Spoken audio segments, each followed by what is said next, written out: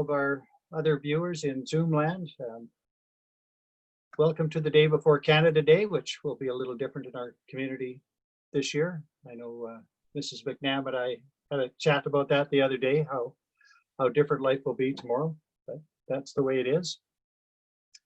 I will call this regular meeting of Council of the Municipality of Jasper to order for June 30th. It's 9:31. Councillors, you have today's proposed agenda. Are there any additions, deletions, or other changes to be made to the agenda? Councillor Demota. I would like to have a discussion some point down. I'm not sure, maybe under new business, on discussion of wearing masks in indoor public spaces. Unless someone else has a recommendation of where else we could put that, I think it'd be appropriate to discuss it there. So thank you. Any other suggested additions or deletions to today's agenda?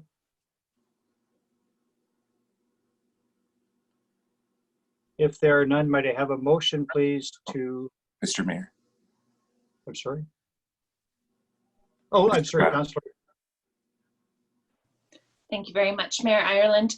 I am curious if Council would like to see an agendas committee discussion topic on the agenda for today for discussion. Councillor Butler, I know it was an interest of yours, and it's certainly an interest of mine, and I believe some others, following up with a workshop we participated in last week. Would that fit on today's agenda anywhere, do you think, Mayor Ireland? I think it is encompassed in 10.4 now. When I reviewed the agenda recently, I thought there was room in that. We could add it as new business if it's not sufficiently covered in that section, but I thought in the report from Council there was that opportunity to raise it. Great, thank you. In any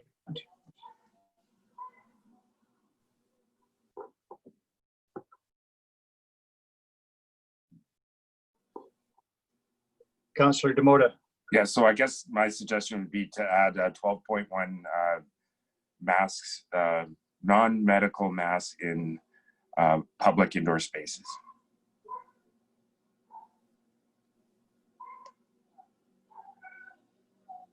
All right, I will take that as a motion to add agenda item 12.1 as outlined. All in favor? There are none opposed. That is carried. And could I have a motion then to approve the agenda subject to the addition of item 12.1? Councillor McGrath? All in favor? There are none opposed. That is carried. We have two sets of minutes for approval today. First, the minutes of the regular meeting of June 16th. 2020. Are there any errors, omissions, or corrections required to be made to those minutes?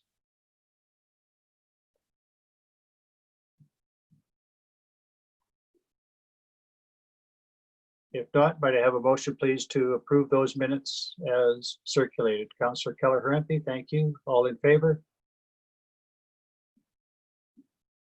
There are none opposed. That is carried. And with respect to the minutes of the special meeting of June 22nd, 2020. Are there any errors, omissions, or corrections required to be made to those minutes?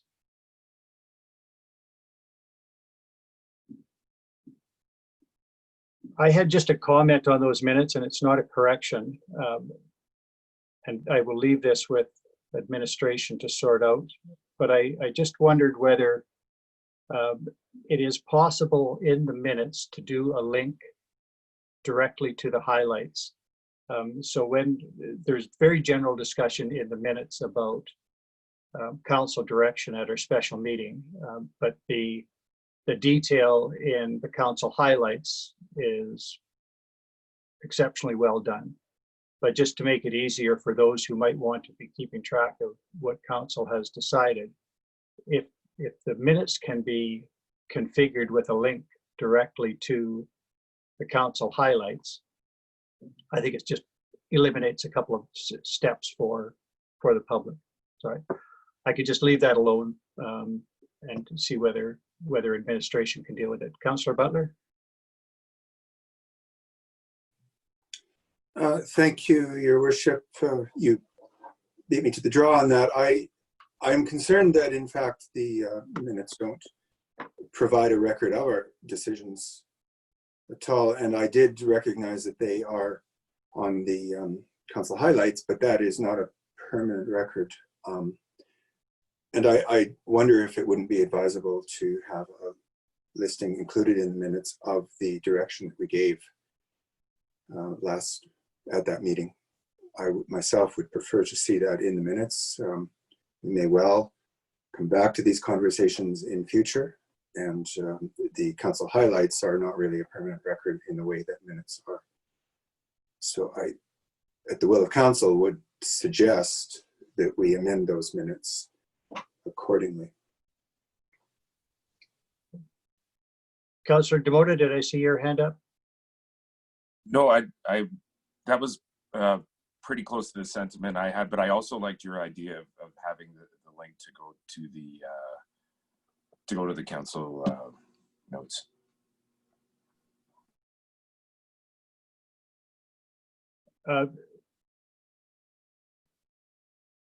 I don't think I called the question. I'm sure I didn't call the question on approval of the minutes. So Councillor Butler, is it your request then, or a motion to amend the minutes to include the detail that is currently available in any event in council highlights? That is my wish. I leave it to you as to procedurally what's appropriate. As they're not accepted into the record yet, I don't know if we need a motion to amend or if we can simply direct that they be so amended. I'd be satisfied even with just the content of the council highlights being inserted into the minutes, in which case we could probably pass them as amended today if council is satisfied. Yes. Simple step be taken. And then they wouldn't have to come back to us again to be approved at a subsequent meeting. Agreed. And I will so move then. Thank you. Any further discussion on that motion? So as I understand the motion, it is to approve the minutes subject to the addition of the detail regarding our direction that is contained in the council highlights that have already been prepared. Yes, that's my motion. Thank you. I hope that is sufficient for administration. So I will call the question. All in favor? There are none opposed. That's carried. Thank you. We have no presentations scheduled. Is there any business arising from the minutes? I will begin with the minutes of June 16th. Is there any business arising from those minutes? Councillor McGrath? Thank you, Mayor Ireland. I'm curious to see if administration has an ELCC grant update for council. It was in the minutes as a possible extension, and I believe there has been a social media announcement, but council hasn't been briefed on this yet. So I'm just looking for a formal update, please. Your Worship, through to Councillor McGrath, I just signed a 1-month extension to that grant yesterday. So that's all there is. It's not quite what we wanted. It just extends the grant for 1 month. It doesn't get us the opportunity to do whatever we want, but we'll try to be as efficient as we can with the use of that grant. Let's just put it that way. Thank you, Mr. Fercho. If I may, Mayor Ireland, so to confirm for the residents in Jasper, their children and the children that are enrolled in the Wildflowers Child Care Center have care for $25 a day for the whole month of June and the whole month of July falling under that grant. Yeah, just to be clear, let me make sure that we can get something out to the public, because yesterday was quite busy and I signed a lot of papers, but that one, I just recall the 1 month extension. I don't know all the detail that was within it. Great, thank you very much. Thank you for that. Any other business arising from the minutes of June 16th? Is there any business arising from the special meeting of June 22nd?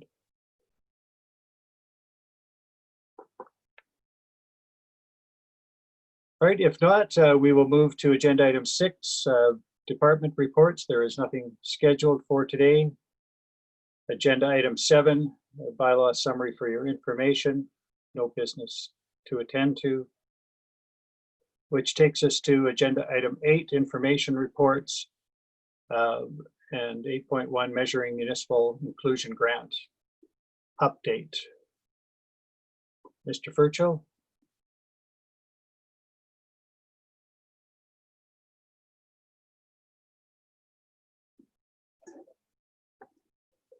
I'm sorry, Your Worship, I was on mute.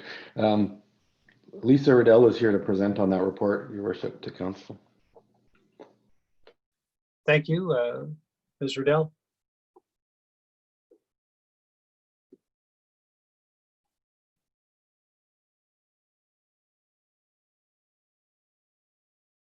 Sorry, you do not appear to be muted, but I have no sound. Okay, can you hear me now? Yes, thank you. Okay, my apologies. Mayor Ireland, through to council, thank you. In front of you, there's an information update on the Measuring Municipal Inclusion Grant. This is one grant that the municipality has successfully been awarded. In August 2020, Community Development came to council to explain what the grant was all about and ask for direction as to whether to pursue applying for funding for this grant. And council voted in favor of the municipality applying for the funding. We were awarded the funding and undertook phase 1 of the project, which happened in January 2020. Sorry, the date was August 20th, 2019, when council voted in favor. The funding period, there were some questions about the funding period on June 16th, and it does end on February 1st, 2021, which gives us 7 months to complete the grant. I have asked for an extension to that of 12 months, as have many funded municipalities, just recognizing the complexity with the pandemic. Phase 1 took place in January of 2020. That, you will recall, was the survey. There were 11 areas of focus within that survey, so it was pretty lengthy, but we were successful in getting 42 surveys back across the organization from an elected official, directors, managers, and frontline staff. The results from that survey were brought to council and formed the action plan, which forms phase 2 of the project. We're currently at the point where we've asked permission to extend the grant, but there's no guarantee. And Mr. Fercho has given me direction to move ahead with phase 2 of the project. So that involves 4 different components, which are listed there. And then after the phase 2 portion is complete, phase 3 involves reassessing our organizational level of inclusion. So this is a really unique opportunity, and yeah, I'm available for any questions people have, but we are currently in phase 2. Thank you for that report. Questions from council? Council McGrath?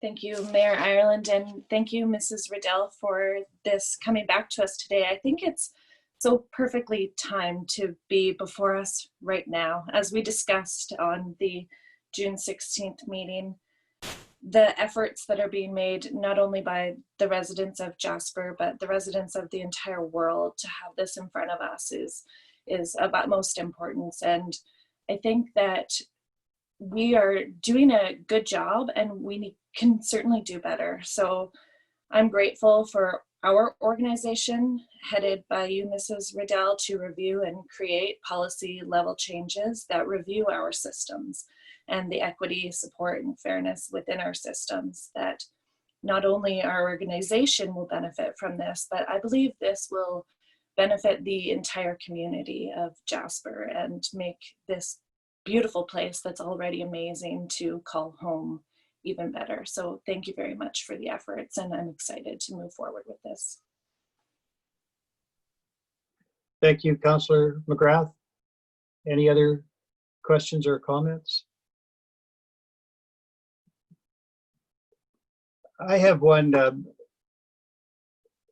Mr. Fercho through to Mrs. Riddell. I'm interested in the scope of what might be included in the measuring inclusion, and particularly things outside of our municipal scope that impact the way we operate. And I'm thinking particularly now of the bill introduced in the legislature to change the Local Authorities Election Act, which of course dictates how you might wind up on council. And I am concerned that the proposed changes will in fact narrow the scope rather than broaden it.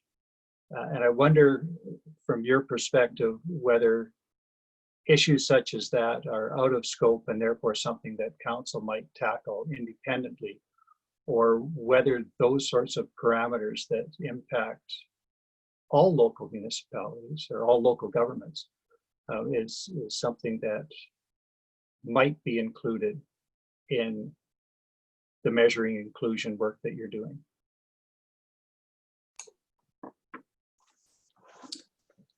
Thank you. Mayor Ireland, through to council as well. Part of the Measuring Inclusion project involves establishing a municipal inclusion committee. And that committee is going to be identifying situations as well as trends that are impacting municipalities. So I think that could be a potential way that this project just increases our organizational capacity to recognize these broader trends and then identify, situations that might be impacting us as an organization as well as all municipalities, and just kind of have that conversation a little bit more. And where that leads to is hard to say. In terms of a direct relation to this project, I would say less so. The project had a really inward focus. So it looked at 11 different realms within the organization, but it was really looking inward at the organization itself. And but yeah, I feel like that committee, depending on what they identify and what is discussed, could definitely identify this situation. And it's also worth mentioning that the committee is intended to be something that's open to everyone. So while it's not required, a member of council could certainly sit on that committee. Thank you for that. Mr. Fercho? Your worship, just in response to that as well, I was just with the RMA last week, and that certainly was a big topic. And I know the RMA is putting some advocacy materials together for that, so I'd imagine the UMA is as well on that specific subject. Well, independent of the work locally, I will invite council at some point to consider what position we might take through AUMA to the provincial government regarding those changes to the Local Authorities Election Act, because they do, of course, impact our municipality equally with municipalities across the province, and it is an important subject of inclusion. But I can understand it's not specifically the focus of the grant, but there's no reason that we couldn't work in conjunction with the local inclusion committee for that. So thank you for that. Councillor Demota.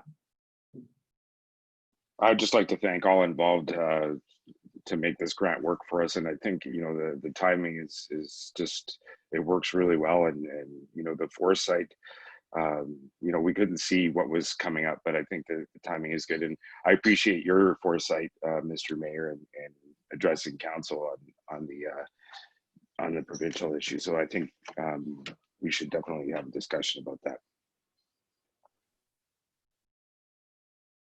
All right, well, thank you all for that. Councillor Butler, is that your hand up?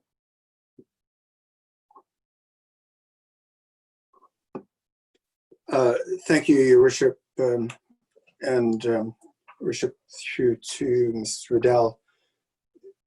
Where does the decision as to the extension lie? If I remember correctly, this grant is administered by the AUMA but funded by the province. So do you think that that decision on the extension will lie with the provincial government or with AUMA, or do you know? Thank you, Your Worship, through to Councillor Butler. My sense so far is that the decision will ultimately lie with the province.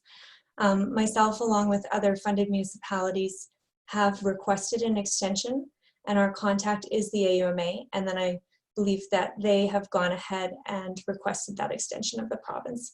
We're waiting to hear back at this point. All right, thank you for the clarification. Thank you all. Any further comments or questions with respect to agenda item 8.1, the information report? If not, thank you very much, Mr. Fercho and Mr. Riddell, for that report, and best of luck with the application for the extension. Thank you. Agenda item 9.1, request for direction regarding an audit 101 presentation. Mr. Fercho? Your Worship, thank you. This, as council had a similar presentation early on in the, right after the election, we talked about adding in another session and then also some additional work. So Director of Finance is here to present on this one. So I just thought I'd let Tash talk to us. Thanks.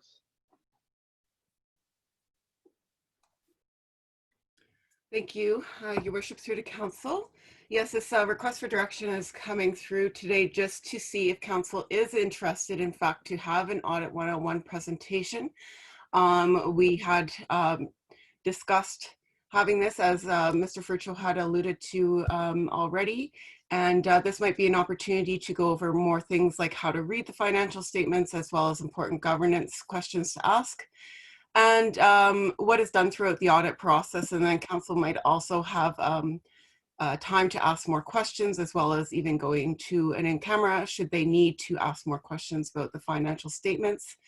And attached to this request for direction is also the attachment to the financial statements that are on the website currently.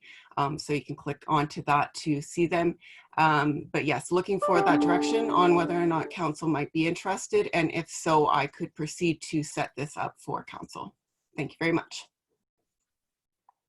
Thank you for that. Observations or comments from councillors? Councillor McGrath? Thank you, Mayor Ireland. Mr. Fercho, through to Ms. Malinchuk, I'm certainly interested in more information and more education. I don't think we can ever have too much, so I would be very keen to participate. Thank you.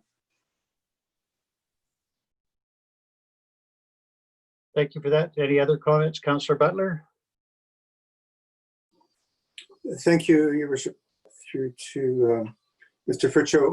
I'm just curious about the designation here, Audit 101 presentation. Is there such a thing? Is that a name of a presentation that exists, or you would anticipate the auditors would prepare, or are we really just talking about a general information session?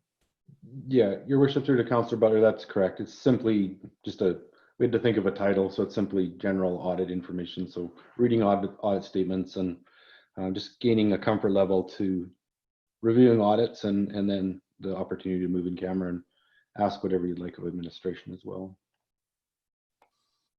Councillor Butler? May I proceed? I just wondered, again, through to Mr. Fercho, areas of concern that I have had revolve around the relationship between our budget and our financial statements.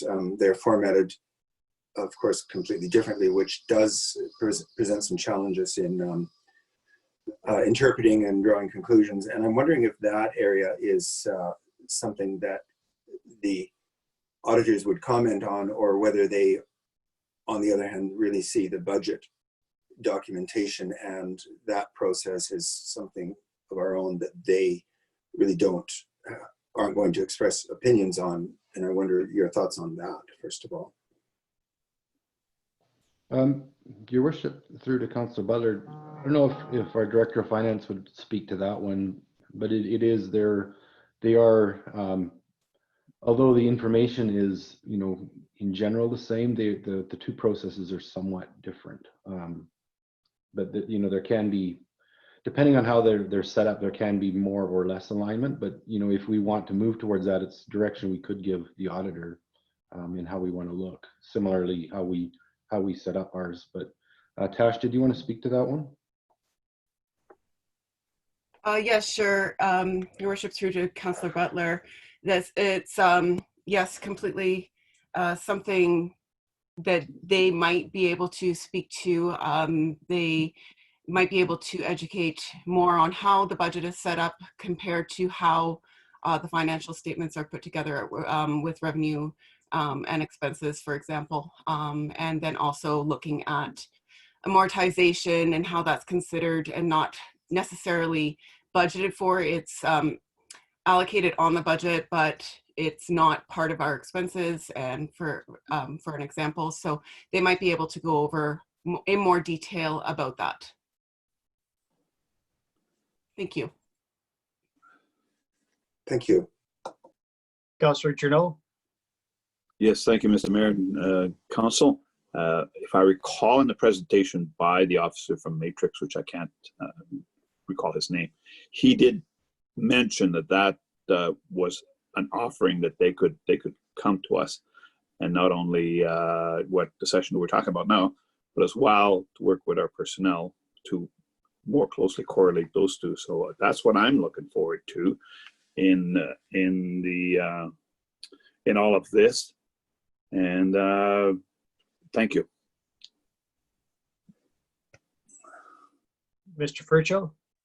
Your worship, just, there is always going to be some differences in that our budgets are set up in order to operate, across the municipality, across the departments, and how we have structured the allocation of budget versus when the auditors come in and how they lump the money together in order to show the differences in audits. So there is a bit of a difference, and I'm not sure we can gain 100% alignment, but I think we could work towards making it easier to read across, for sure.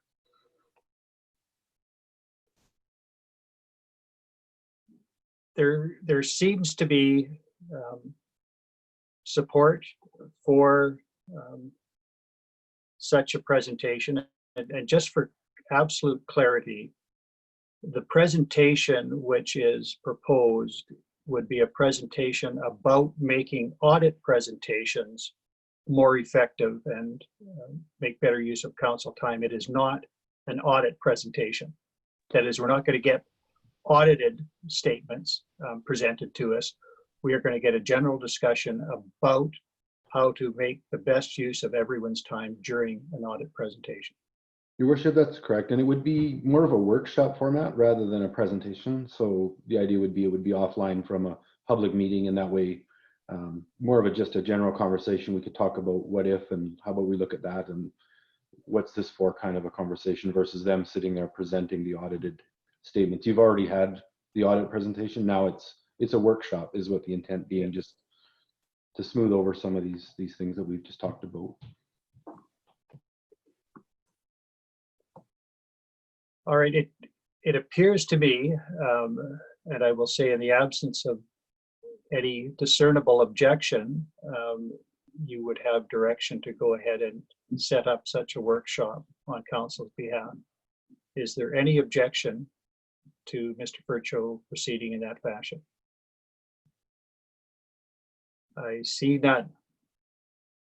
All right, so is that sufficient for you then, Mr. Fercho, and perhaps convey to the metrics group the questions that arose today so they can be better prepared to deal with some of the questions that they know are to come, but then others will come during the presentation itself. Your worship, thank you. So what I'm proposing is I'll formalize that a bit more. We'll begin to work with the council and metrics group on a date, but we'll also ask council for maybe a list of those things that they can be prepared for the meeting so that everybody has the best use of the time. Thank you. Is there any other discussion necessary with respect to agenda 9.1, or can we leave that behind and proceed? Looks like we are good to go. So thank you for that. Agenda item 10.1, we have a request for decision regarding 50-minute parking downtown Jasper. And I would just suggest that those items of correspondence that relate to this matter should form part of this discussion. So I'm happy to have councillors jump ahead to any of those letters in agenda item 11 that relate to this question of 50-minute parking that comes before us as item 10.1. Mr. Fercho, are you presenting that? Your worship, I can. This was the result of a council direction at the June 16th meeting. So following some correspondence by a community member, there was a notice of decision given by council that we prepare this information for a decision today on the 50-minute parking limit downtown, and that we were to advise the public of that impending decision through normal channels. Am I getting feedback? Or you guys hear me okay? I'm getting feedback on this side. So we did that. Notices went out through our regular means of the council weekly updates on the website, and also some additional media attention through the Facebook page for the public. But that was it. So what you have in front of you in the received correspondence is the results of that. And I imagine whatever council might have heard in the community as well. So thank you for that. Comments or questions from councillors? Councillor McGrath? Thank you, Mayor Ireland. I'm not sure where I sit with 50-minute parking downtown. I've heard more traffic, more business, and presuming that if there's 50-minute parking, there's more customers, perhaps. But aside from that, I don't have much background and much reason to change something that's in place. So I sit very neutral. I can definitely be persuaded and convinced that if that's a change that the community wants, but I haven't heard enough from the residents in Jasper to think that making this pretty major change right now this summer is important to do. So I sit very neutral, and I'm really excited to hear what the rest of you have to say. Thank you, Councillor. Councillor Kelleher, MP? I have to admit, in favor of it. However, in the past week, I've had a lot of conversations. I've had conversations with residents and businesses. And what I'm hearing is, if I want to go out to dinner, I need 2 hours. I go downtown, I get my hair done, I do my grocery shopping. I'm a senior, I can't walk far. So to run out and have to move my car in 50 minutes. So listening to what I'm hearing in the community, I'm in favor of leaving it as is this year. Thank you, Councillor Kelleher, MP. Councillor Demota? Thank you. I have been trying to canvass as many people in that in the downtown business core, and also talking to residents. And I do see the benefit of having. I understand the benefit of having a reduced time, However, the consensus overall that I've been hearing is to leave the 2 hours alone, and because it does promote people moving around in the community, walking up and down the street and going to different places, and not have the being rushed back from a store or a restaurant. And again, just a reminder to council, like when you're talking about going out to dinner and stuff, the proposal of the time changes to the reduced time is still to fit within the 2 hour parking hours, or I think maybe it was like 10 to 6 p.m. But it had nothing to do with nighttime for people going out and dining, because that already gets lifted. But I think that in my view, I'd like to leave it alone for this year, and maybe try exploring it when we have better information and more input on, and from what Councillor McGrath says, the opportunity to really look at it to make an informed decision. Thank you, Councillor Demoda. Councillor Butler, or pardon me, Councillor Journault. Thank you, Mr. Mayor. I think we should try it. The majority of the letters refer to going to a restaurant for dinner, and that's usually in the evening. And the period of application for this is 9 a.m. to 5 p.m. So that is excluded. We have accommodated the large properties by reducing taxes. We've accommodated restaurants by providing them with more seating, more exposed seating. And I think this is a way of accommodating retailers. I think we should try this. Reduce, turn over the cars more. I think one of the things that it will do is will reduce the number of motorhomes that go to the laundromat for 2 hours at a time, which consume more than one car. So I really, really think that we should try this. If it's down to 50 minutes, people who are going to laundromat will definitely see that they cannot make it in that 50 minutes, and they will go park a little further away. And I really think we should be trying things. We're not going to get more information until we actually go through a trial and error, and this is a perfect summer for us to try that. So I would like to proceed with that. Thank you. Thank you, Councillor Journault. Other comments? Councillor Butler? I initially saw this as a great way to, in a sense, move a step towards the idea that has cropped up numbers of times about reducing traffic, or even turning Patricia Street into a pedestrian mall. And I'm not saying I'm in favor of that, but I thought this was sort of a way of taking a step in that direction by really, and I'm thinking primarily Patricia Street, turning it almost into sort of a local traffic only. You're there to do a bit of business and then leave and move on. And I, in a sense, I agree with Councillor Journault's points. My problem is that we put out the word that we were interested in looking at this and asked the question, and I would like to go the direction that seems to work best for downtown business. And, we didn't have one expression of support from downtown business. And like Councillor Demoda, I made an effort to talk to some businesses downtown. And honestly, the strongest support I had of the idea was one of sort of almost indifference. Well, I don't think it'll really make that much difference one way or the other, which isn't, a very strong statement of support. We didn't have one business downtown other than the one that made the initial proposal. So I just don't feel very compelled to make a change where there has been really virtually no indication of support. So I find myself sort of stuck between a rock and a hard place. I think it's a good idea, but I'm just not seeing support from downtown. I will make this point. What I heard several times in speaking to downtown businesses was the concern that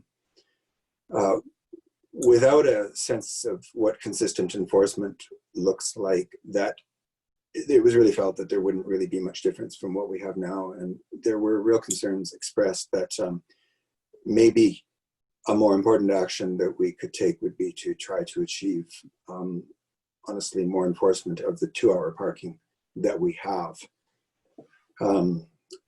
But I don't want to wade into operational details there, but I'll just say that that is something I heard more than one time. So I have myself not found myself in favor of making a change to 15-minute parking.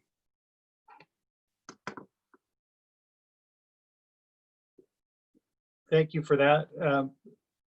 The matter comes before us as a request for decision. Mr. Fercho, would it require, in order to make a change, would that require a motion, a resolution of council? Your worship, yeah, for something like this, I would require, you know, a firm notice from council in the form of a resolution, certainly.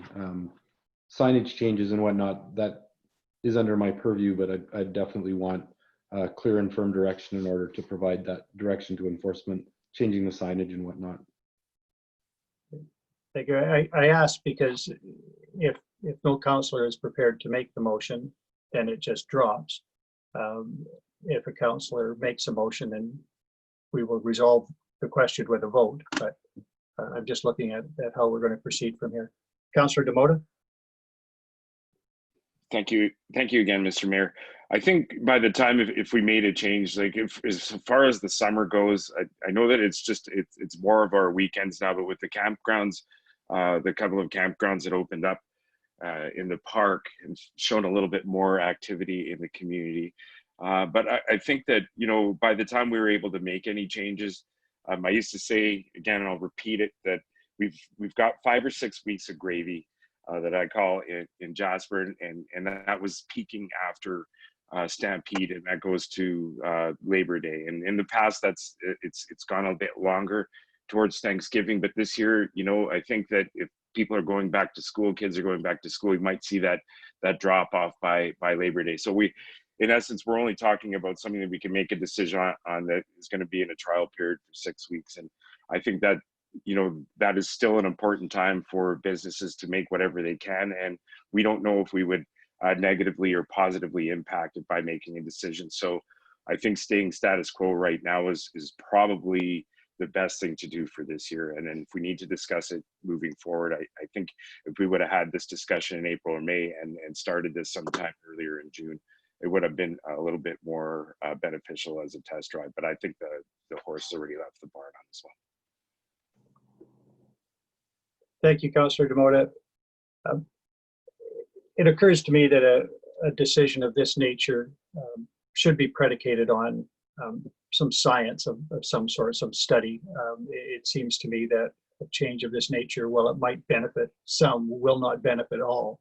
For those businesses that are set up for sort of targeted purchasing, it probably works very well. But for those who are set up for browsing and shopping in a traditional sense, where people wander up and down the street and see what they like best and then go back, it probably doesn't offer much of an advantage. So I think if we're going to consider it deeply, we ought to do some studies, or at least find access to studies. But I will say that I was intrigued, and I don't raise this as a topic for discussion today, but one of the letter writers said, if you had paid parking, people could decide whether they're going to stay for 15 minutes or 3 hours, but they pay for the privilege. And there is a real discussion to be had on that at the appropriate time. And I appreciate that being brought to our attention. And I know that other councillors have previously brought the question of paid parking to our attention as well. And that might be another way to tackle this, but again, based on study, not just councillor intuition. If there is not a motion forthcoming, then I am going to suggest that we move to agenda item 10.2, and that would indicate then Mr. Fercho essentially a decision not to change. Is there a motion forthcoming from council? There is not. All right. Thank you for that. Agenda item 10.2 is a notice with respect to reopening of the fitness center. Mr. Fercho? Your worship, through to council, as per our reopening plan, administration is continuing to look at what we are able to open, and then given the guidelines and the parameters set by council, returning to council with requests to reopen and the costs to do so. Just Oh, okay, Yvonne's here. I'd moved her over. I just wanted to make sure I had her in the queue here. So our Director of Culture and Rec will present on this report, and then I'll have a few comments after she's done speaking, and then we'll move on to the council discussion on this one. So Yvonne, could you go ahead on this one? Your Worship, through to Council. I am presenting a request to reopen the fitness center and climbing wall. And I'm following the relaunch strategy and framework as set out by Council. So first place I'll start is the provincial relaunch plan. So as announced on June 9th, for recreation facilities, including pools, arenas, fitness centers, and community halls, are permitted to reopen in stage 2. This is subject to provincial health and sanitation guidelines. So presently I'm just requesting the fitness center and climbing wall. Safety mitigations, staff have reviewed the health and safety guidelines, determined that the municipal facilities could reopen with restricted numbers, additional safety precautions in place for staff and users, increased cleaning standards, and the cost of opening the facility presented in this report reflects this increase of operating standards, including reopening the fitness center and climbing wall. The demand for service, now that's an interesting one because on the streets, I'm getting asked this question regularly. Every time I go to the post office, every time I go downtown, when are the facilities going to reopen? So what we started doing is we started recording the phone calls, not the personal interactions downtown when you're shopping or whatever, but just the phone calls we're receiving. And we started on June 24th recording them. And as of today, we've already had 36 requests for access to our facilities. So, people are definitely inquiring, want to know when they're going to be able to get back using our fitness or aquatic center.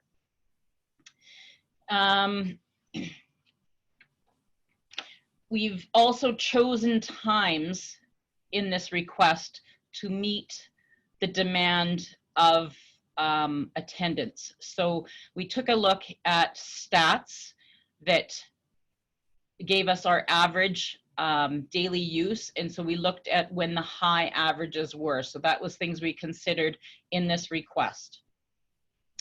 With regards to fiscal responsibility, when the fitness and aquatic center were closed in March, memberships were put on hold while some refunds were issued. Most pass holders received a credit to their account. This means residents with passes will be able to resume using their memberships once the facility reopens, but no additional revenue will be generated from the existing pass holders. So if facilities do not open in 2020, memberships will be honored in 2021, which means that the revenue amount in 2021 will again be lower than prior years. Presently, we're also getting a lot of requests for actual refunds because they don't see or don't know a date of when we're going to be opening, so they're asking for refunds. So that's an ongoing daily event is refunding user fees. Mr. Fercho, I think you wanted to add something to that. So I just wanted to make sure, Your Worship and Council, that we have some conversation around, there's the public aspect of the reopening of the facility, but also on the financials. So what we've done in the report is shown you the numbers of operating the facility to the end of the year under the new standards with the money we would bring in. What's not shown in the report is exactly what Ms. McNabb had just talked about. So that's the memberships. And if you think of the memberships as a liability, so this is the amount, the $143,000 to reopen the facility for this year. And if we don't reopen it this year, that liability simply shifts to next year. So you don't see it as a direct impact on this year, it becomes an impact on next year. So just to give you an idea of the impact of that, there's $15,000 worth of outstanding memberships still at play from 2019, and the total for 2020 and 2019 is $96,000 worth of memberships. So the $96,000 worth of memberships means it's $96,000 worth of services people have paid for that either we provide them or we refund them. So one could say, if we don't reopen this year, the cost is zero, or the cost could be negative 96,000. If we reopen it, it could be a cost of 143,000, but then people get to use the memberships and we don't have that loss. So I just wanted to verbalize that part rather than have it in the report, because it's a liability, it's not a direct cost. So the number in front of you is the cost to reopen it, but be aware of the liability, and the liability for those paid memberships either hits us this year or next year. If we don't do anything this year, then it's a $96,000 liability that'll hit the books through this year into next year. So I just wanted to verbalize that part so that we don't tangle those two things up for the purposes of this conversation. What we wanted to show you is simply the cost to operate to the end of the year. And it's the same as when council looked at reducing services. We have a lot of control over the costs. We don't have a lot of control over the revenue. So the revenue numbers used in this report are,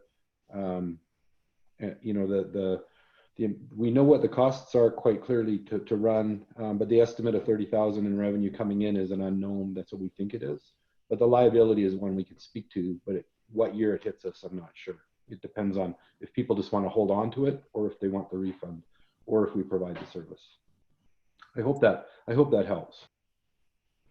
Thank you, Mr. Fercho. Councillor Demota. Thank you, Mr. Mayor. Through to Mr. Fercho, I would like to just ask, you know, my mind's more wrapped around the safety mitigations, and with the spike in COVID cases in Alberta right now, and the majority of our visitors coming from Greater Alberta to our town site causes me concern, particularly with what I'm observing in the street. Now, I think so far that locals have been really respectful to one another and trying to be respectful for people visiting the community. So within the safety mitigations in the report, it says the facilities could reopen with restricted numbers and additional safety precautions in place. I would like to get some more information on what those safety precautions are, and are we just going by the provincial standard or increasing it to be a little bit more Jasper friendly? So, Your Worship, through to Councillor Demota, I'll have Ms. McNabb respond to that, and also she does have a bit more information on the report to present as well. Your Worship, through to Councillor Demota and the rest of council, because a lot of this information will help in that regards.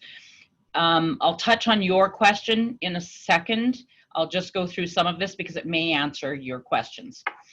So we're proposing to reopen the fitness center first, including the climbing wall, as the health and safety requirements to reopen this facility are more easily achievable, and requirements to reopen the aquatic center, for example, are quite cumbersome.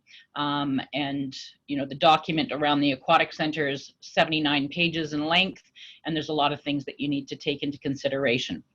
What we would look at for the fitness center is block booking people. So you would have a time when people could book their facility to come and do their workout. So from 9 to 10 a.m. or from 10 till 12 or 1 hour blocks, so that they're in, they can book that particular time, and then 10 new people come in. But it also gives us a chance to clean equipment between users.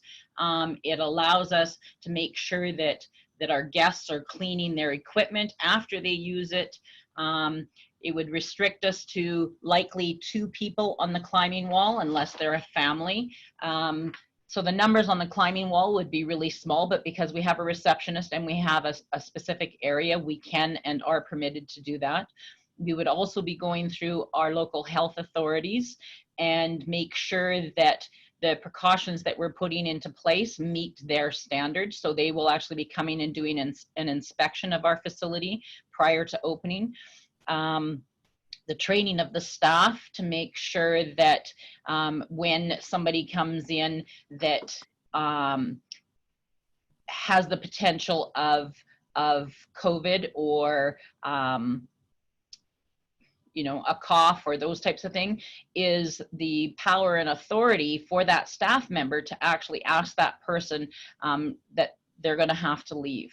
So, you know, that we're not comfortable with keeping them in this facility, it's too small. We also have the option of opening doors in the fitness center, which is recommended under the guidelines, is that if you have doors or windows that you can open in any facility, is that you keep the air flowing and you keep fresh air coming in. So, you know, that's really nice that we have a back door to our fitness center that we can keep open and windows that we can keep open. Moving the equipment around so that we've got at least the 2-meter distance between pieces of equipment. And then we will have to likely close off some of our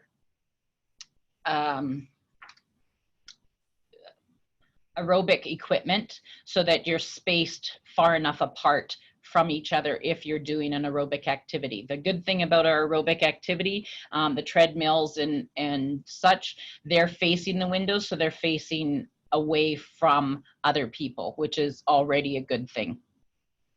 So that's what we're looking at this particular point. And yes, we're working on it. It's a work in progress.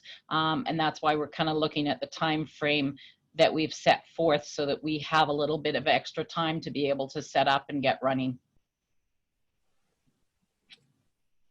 Does that add to your question? Thank you for that, Mrs. McGrath. Councillor Butler?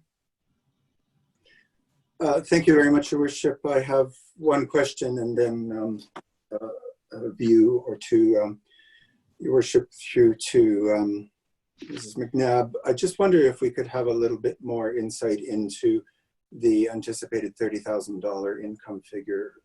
Could you give me some idea of what is the basis for that projection? And I do understand it's just your best projection at this time. I'm not asking you, it's not an attempt to hold you to it or responsible for it, but what was the basis of choosing that number? Your Worship, through to Councillor Butler, with fees, 60% of our revenue at the Fitness and Aquatic Center is achieved between the months of May and September. So we're looking at that and going, yes, we're not going to have as many people dropping in because the aquatic center is not open, but we still get out of town use for the climbing wall. We still get out of town use for the fitness center, people wanting to work out before they go for their daily drives or to have to drive to another location. So we do get use, and that's what we're looking at. It's really hard to pick numbers within past revenue blocks. When we look at our revenue coming in, it's lumped in under the drop-ins as a drop-in to the facility. So we really don't know if they're going to the pool or if they're going to the fitness center. So what we did is we took a really low number with that regards and put it to the fitness center and the climbing wall.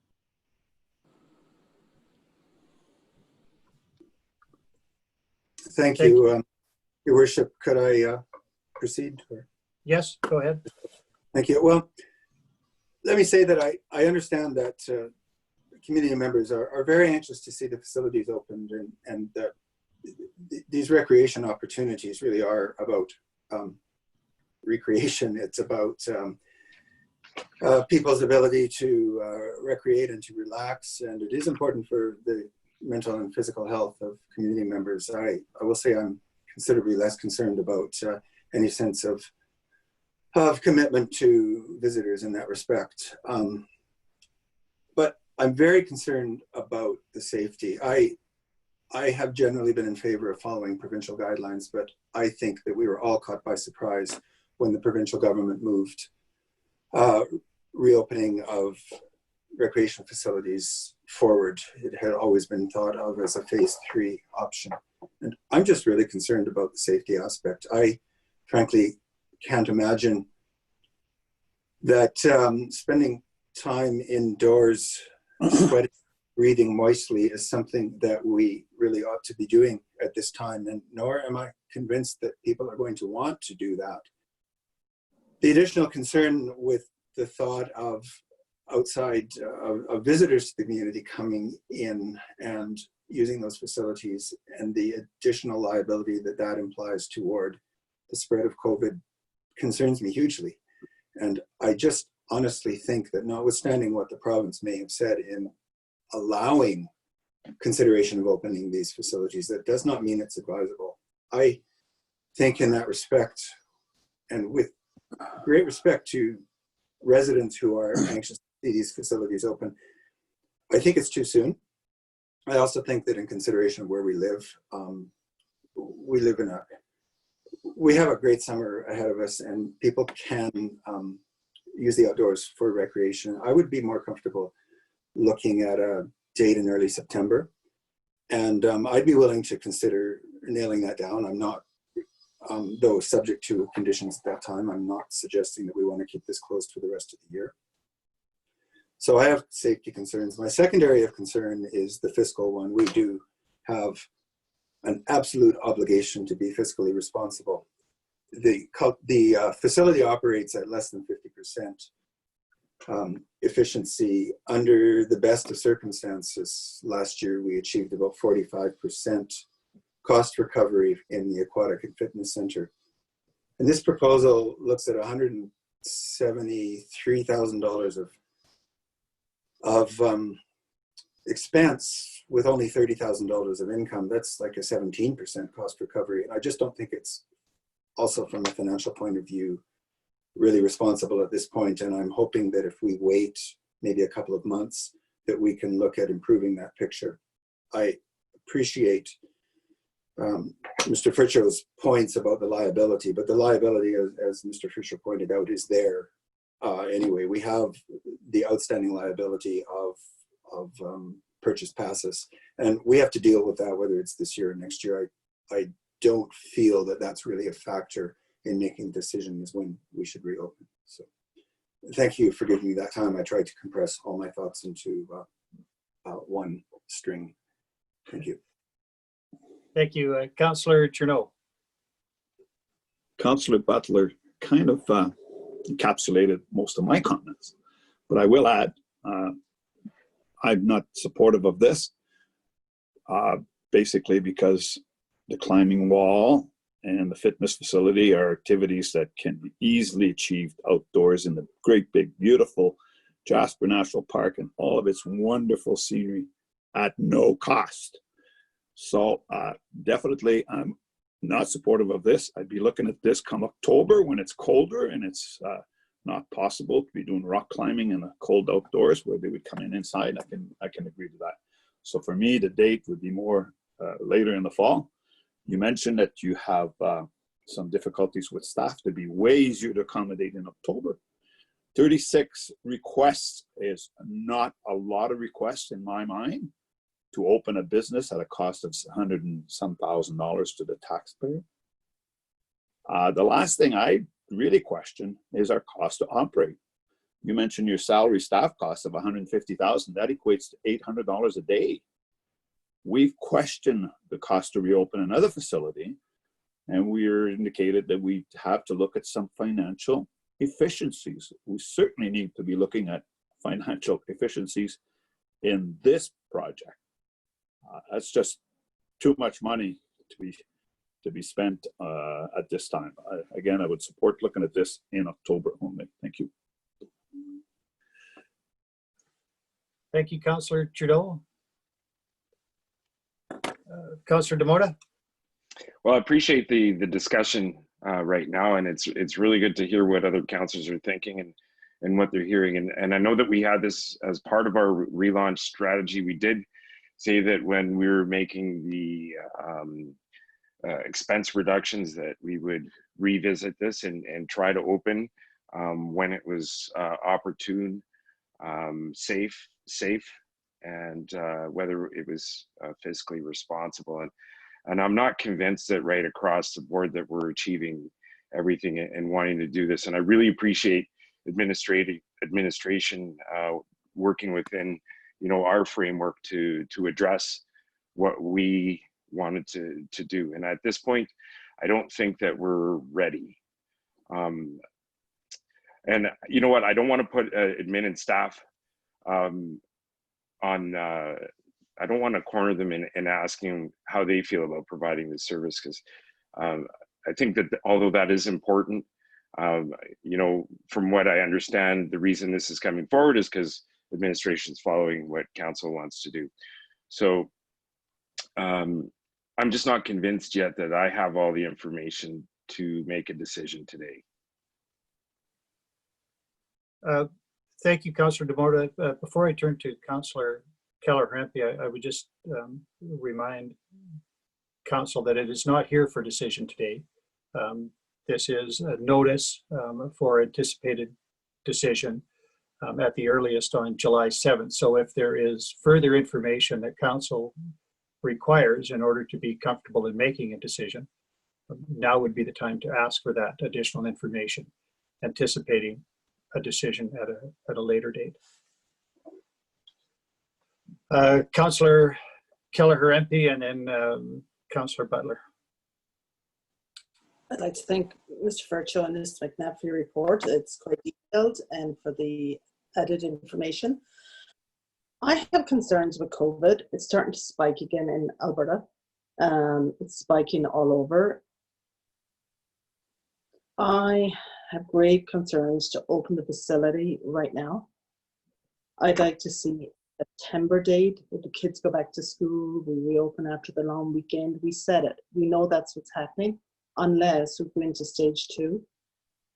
But we live in Jasper National Park. There's lots for people to do. I would just like to give it another month, 6 weeks, to see where this virus is going. It's more of a safety aspect. It's quite worrying. Lots of people now at the age of 20 to 45 are starting to contract this disease, virus, whereas before it was kind of up in the senior level, it was 65 plus. And gyms, we sweat, we breathe out, and people can't wear masks in the gym. And I don't want us to open the gym and a bunch of people get COVID in Jasper. I don't think that's the right thing to do. That's just, we have to really think about this, the safety of our town, the safety of our community. And I know administration needs a date, and I know administration wants to work towards getting the facilities open, as does the member communities with memberships, etc. And people that go to the gym love the gym. I know that, and the time more. So I think that we should aim for a September start date. As people go back to school, people get back to their regular routines, people are settling down. That's just my recommendation. Councillor Butler and then Councillor DeMota. Thank you, Your Worship. I just wanted to sort of speak to Councillor DeMota's point with respect to more information. I have to say, and I meant to say that I wanted to congratulate administration on the report. I think there's good information there. It's well presented. It allows us to really look at both sides of the question. And while I'm getting the sense that there isn't a lot of support for the idea of opening now, I certainly wouldn't want administration to see that as in some way a rebuke. These are the decisions we have to make. We created some guidelines for how we were going to look at reopening. Administration adhered to that, brought us the information. And it's a good report. I don't feel I'm missing any pieces. And that's to make a decision, and that's what a good report should accomplish. So I just wanted to make that point and thank administration that even though I'm not sensing a lot of go forward in the direction of the recommendation, it's a good report and good information. Thank you. Thank you, Councillor Butler. Councillor DeMota and then Councillor McGrath. I agree with Councillor Butler, and I do want to clarify that when I said I wasn't ready to make a decision today, I'm not ready to decide on what to provide for direction. I think that maybe we should review it in a month things are changing from week to week. You know, the spread of COVID-19 is primarily through respiratory droplets, and things are already changing. Part of my discussion coming up is how the use of masks are helping aid the transfer. And I'm not sure if we're set up to, if we decide to go in a direction to make people wear face masks while working out. And I'm not sure if people want to do that or if it's the right thing to do. So I would like to have more discussion on it and see what comes out of the province and from the federal government on what we get on more information with COVID-19 and the transfer. Right now, because you know, more of the information is going in a direction saying that masks are helping. I'm not sure if we can really incorporate that. So I don't want to say no to opening today, but I don't think that I'm great. I'm happy with the report, but I think that there's more information to come out and can be coming out. So I would say maybe not. If we want to have a date of looking at it in September, I would like to review it at least in a month from now and seeing that if we can and help get it open a little earlier. I know that people want to use the gym. So I don't think it's proper timing right now, particularly because there are spikes and what I'm observing in the community with the visiting public. Thank you, Councillor Journault. Councillor McGrath.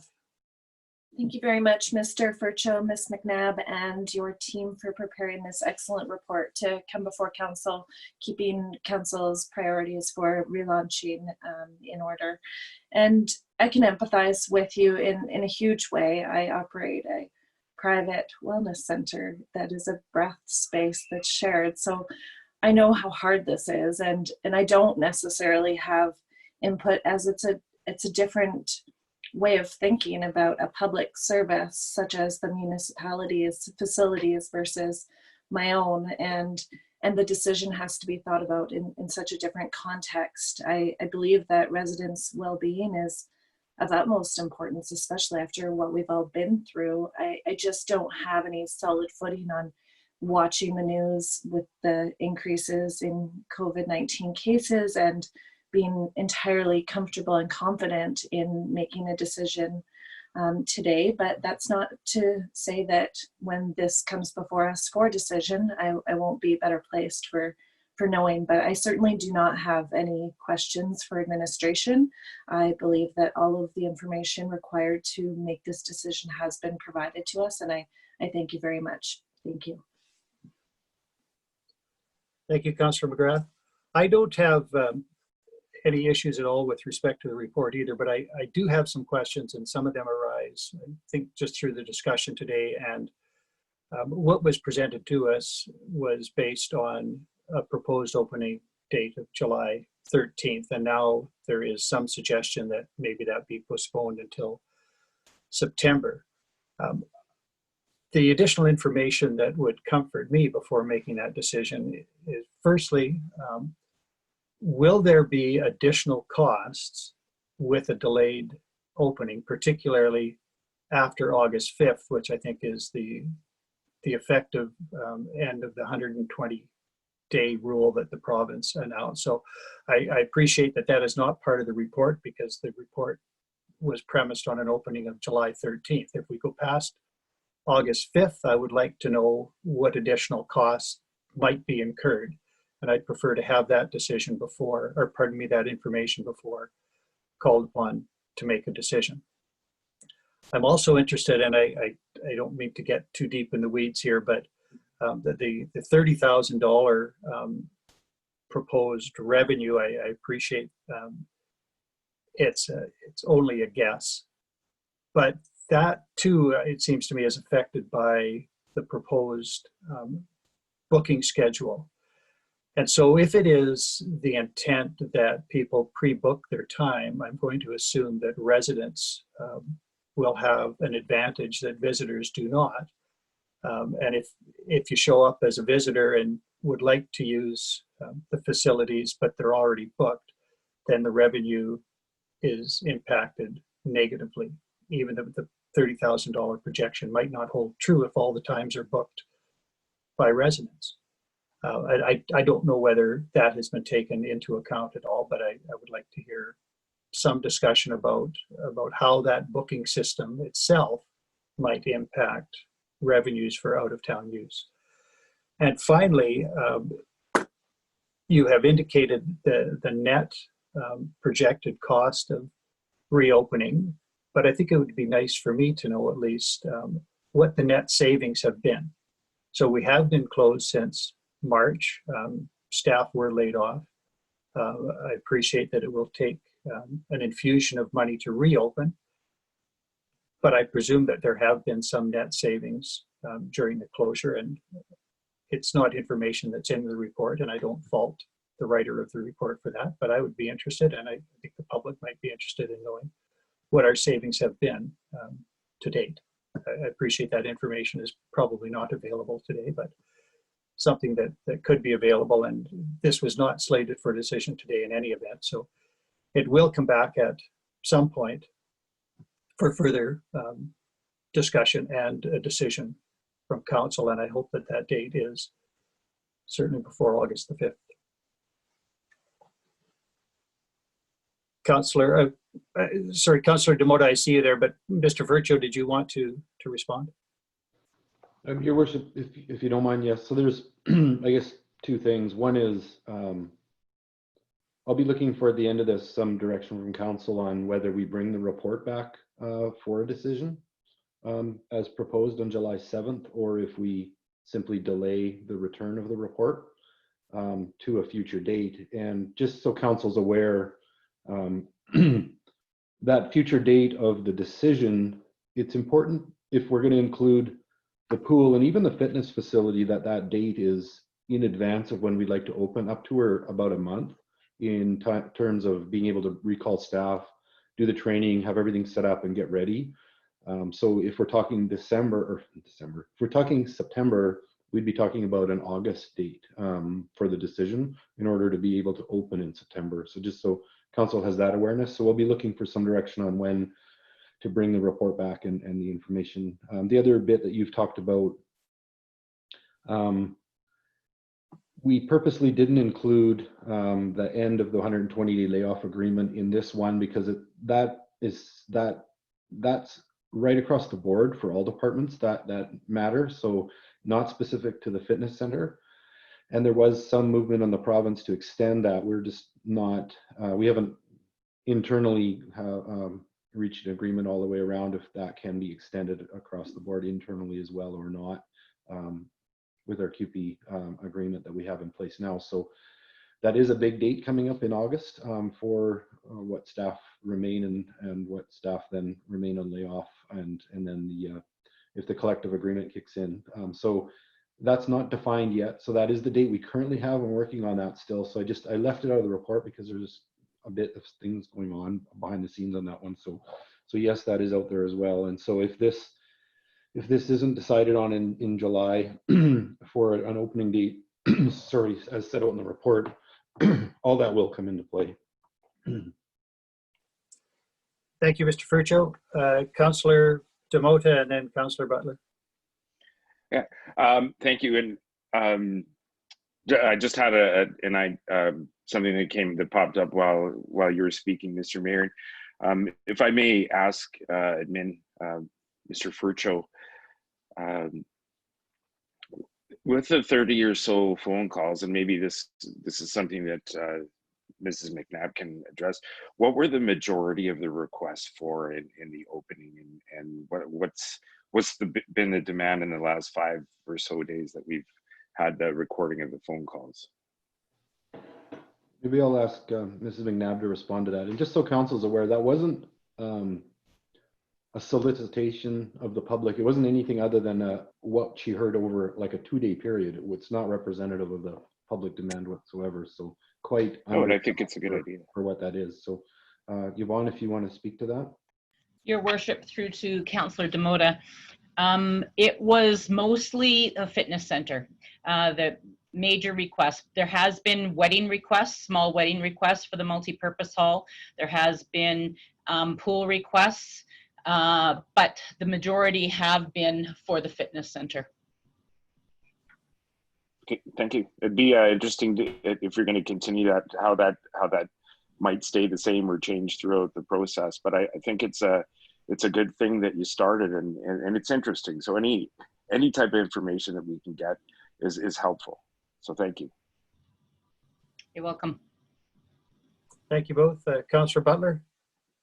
In response to, thank you, Your Worship, and to councillors, would suggest in response to Mr. Fercho's point about the needed advance time for reopening. This request is coming to us about 2 weeks before the earliest proposed suggested date. And in view of the conversation we've had and our discussions around safety and community benefit as being the two priorities for consideration in opening, I'd suggest that we ask administration to bring this back for consideration in mid-August to then discuss the possibility of an early September opening. We will, as Councillor Demoda mentioned, have more information, a better sense of how COVID is progressing in the province at that point, and we'll be positioned to look at the possibility of an early September opening date. So I'd suggest that we ask this to come back mid-August for consideration.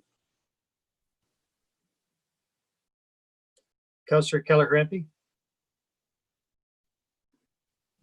If we were considering opening the first week of September, then I think Councillor Butler, this may need to come back end of July, because if they need a month to rehire staff, train staff, and if we were to get it open the first after the long weekend in September, we may need this back the end of July to look at rather than mid-August. Councillor Butler. I don't object to that, Your Worship, through to Councillor Kelleher-Empey, but I'm noticing that this request has come about 2 weeks prior to the expected date, so I assumed that we could have that conversation in mid-August for an early September opening. That was my only point there. Thank you. Councillor Demoda. May I suggest that maybe we schedule a date to bring this back, and the first meeting, regular meeting in August, regardless if we're going to change our times or not, is August 4th. So I'd like to review it in a month, because I think a lot of things can change. Things change from week to week and in a couple of weeks, and who knows, things might even change in 2 weeks, and then we might be talking about it again. But I think a better time would be like August 4th, because if not, then the next, well, I guess we could do August 11th, but I'm okay with the 4th to review it. And as Councillor Kelleher-Empey had stated, maybe it'll take a little bit longer to get open with staffing and provincial requirements. Thank you, Councillor Demoda. Councillor Journault. I'd like to suggest September 15th for an October 1st opening. Gets us past the summer. We're not going to get the summer revenue anyways. The date that was, I mean, it was like Councillor Butler mentioned, that they're looking for a 2-week reopening, then all of a sudden it's stretched to a month. There's got to be an effort to save some taxpayers' money here. Can't just go on spending, saying we need a month, when in fact you might need less than 2 weeks. So my date would be September 15th for an October 1st opening.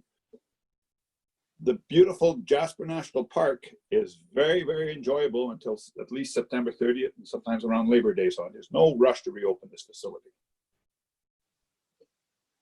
Thank you, Councillor Journault.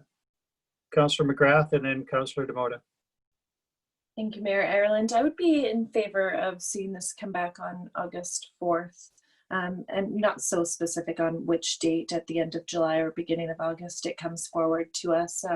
I believe if the children are going back to school, which we won't know until the very beginning of August, there will be families looking to resume some level of normalcy at the beginning of September. And, normalcy also includes parents having opportunities to seek their wellness opportunities that they haven't necessarily had for many, many months. So I don't necessarily have a firm date that is perfect for me. I'm open to when this comes back, but making a decision in advance of September would be beneficial for the constituents that I represent. Thank you, Councillor McGrath. Councillor Demota? Well, I'm hoping that the constituents that Councillor McGrath represents is all of Jasper, because I think that that's what I'd like to think of myself. So, you know, taking the entire community into consideration, I think it's important just to review it. I'm just saying, come back to review on August 4th. I'm not saying we need to make a decision to go forward with September 1st. I'm just saying if we do a month-to-month, you know, follow-up, then we'll have more information at that time, or maybe we won't. But at least at that time, we could say, oh, is September actually the right thing? Or, you know, maybe Mr. Journault, Councillor Journault could be right. Maybe it's better to do it in October, but we'll know better in a month from now. And if we don't, then, you know, if we're not ready to make an informed decision, then we go to mid-August or the beginning of September to discuss it again. But I'm all for, you know, with things change the way they do, to review it as sooner than later. Thank you. Thank you, Mr. Fercho. Your Worship, I just thought thanks to Ms. McNabb, just there's a little clarity needed. Is it's 2 weeks to prepare for and open the fitness center. It's a month for the pool, for rehiring, filling, heating the water, and getting everything going. So that's the two different timelines we're talking about.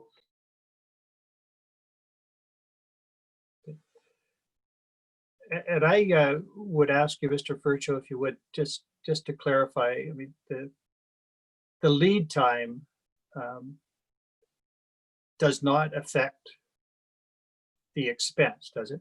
If we give you, well, I guess in the case of the pool, you would have to maybe recall staff to start filling the pool at an earlier date. So in a sense, it does change the cost picture. Yeah, Your Worship, and if I might, you know, when the discussion occurs at council, certainly the more advanced time that administration has, the better, even if council sets a future date. Like, for example, a decision in August for an October date is perfectly acceptable. It doesn't always have to be the decision of council, you know, to make it at the very last chance for administration to get together on our end. And the other point that you raised was the something I'd like to maybe discuss a bit later. You know, we do have some decisions to make in August regarding the laid off staff and what'll occur there, not just with this facility, but all facilities. So that's something we'll maybe talk about next week in a little more of an overall perspective. I didn't want to have that discussion focused on this one facility because that affects all our laid off staff across departments. And then lastly is just the trigger for these reopenings. Like, council has provided us with the relaunch strategy that we are following, and we basically trigger it based on when the province allows us to reopen. So it's an administrative request of council, and I just wondered if we did that with the daycare, and we're now doing that with the fitness center, and if it flows from administration to council in that format for request, if that works for council, or if we'd like some other way of triggering that request so that it's I don't know what's the best term to use. Like, the strategy that council has gives us the framework to follow, and then you see that in the report. But I guess the trigger to make that request, and if it's the right time or not, because I'm sensing, you know, was this the right time for this request or not? In it, you know, we don't want to be seen as asking when it's not the time. So how we create that trigger is something maybe we can talk about next week as well. Thank you, Mr. Fercho. Councillor Demota? Well, I think it could be a symbiotic thing, because if there's something that might have a desire or movement from council to go in a step that, you know, might be further down the line, or that could come up quickly, and we could make decisions in a timelier manner. Those are opportunities, but I think this is perfect timing to talk about this. There's a demand for opening the facility. Administration's done all this great work. There's information on the table. We're having a really good discussion on it, and I think it's, you know, the measures that we've taken in place to create this type of environment are working.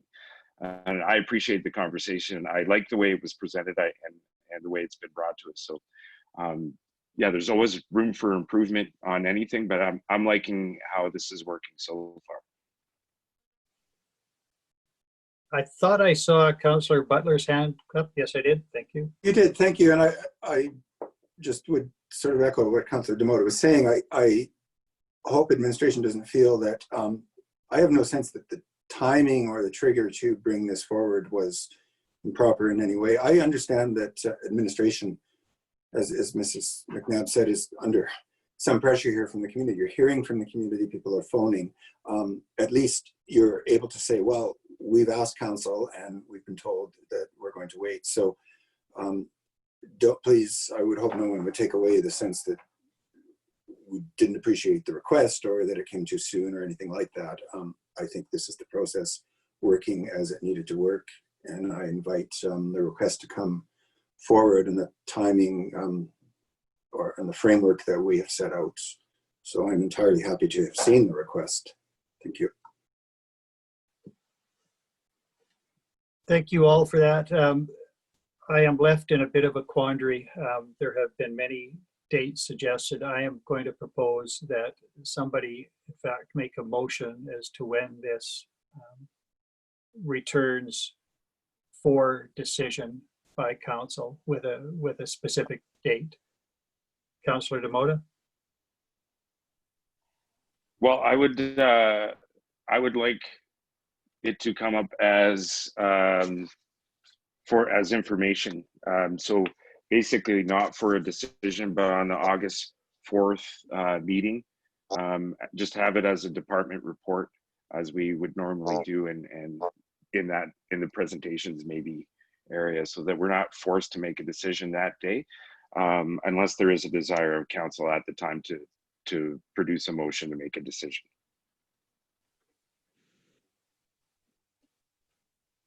All right, I'm going to take that as a motion since I asked for a motion. So your motion is that this matter return on August 4th for consideration, but not necessarily for decision, as an information item. Correct? All right, any discussion before I call that question? There is none. All right. I will call the question. Those in favor?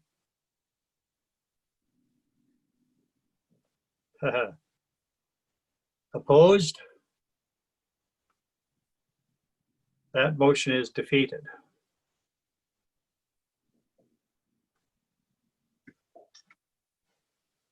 Would somebody else like to give it a shot? Councillor Kelleher MP. I'll make a motion that this report, and it has to be determined whether we have committee of the whole or not, or whether it's a meeting the last Tuesday of July, that this comes back, because then it's prior to the collective agreement, etc.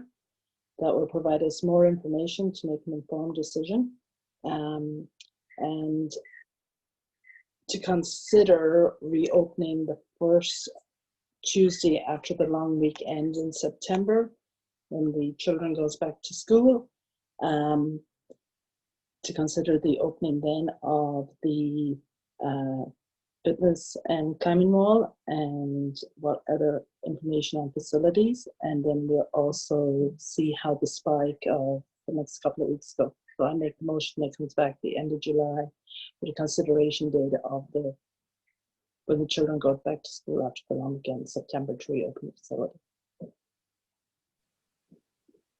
Thank you, Councillor Kelleher MP. I just want to clarify, you alerted us to the fact that the last Tuesday of July might not be a decision-making opportunity.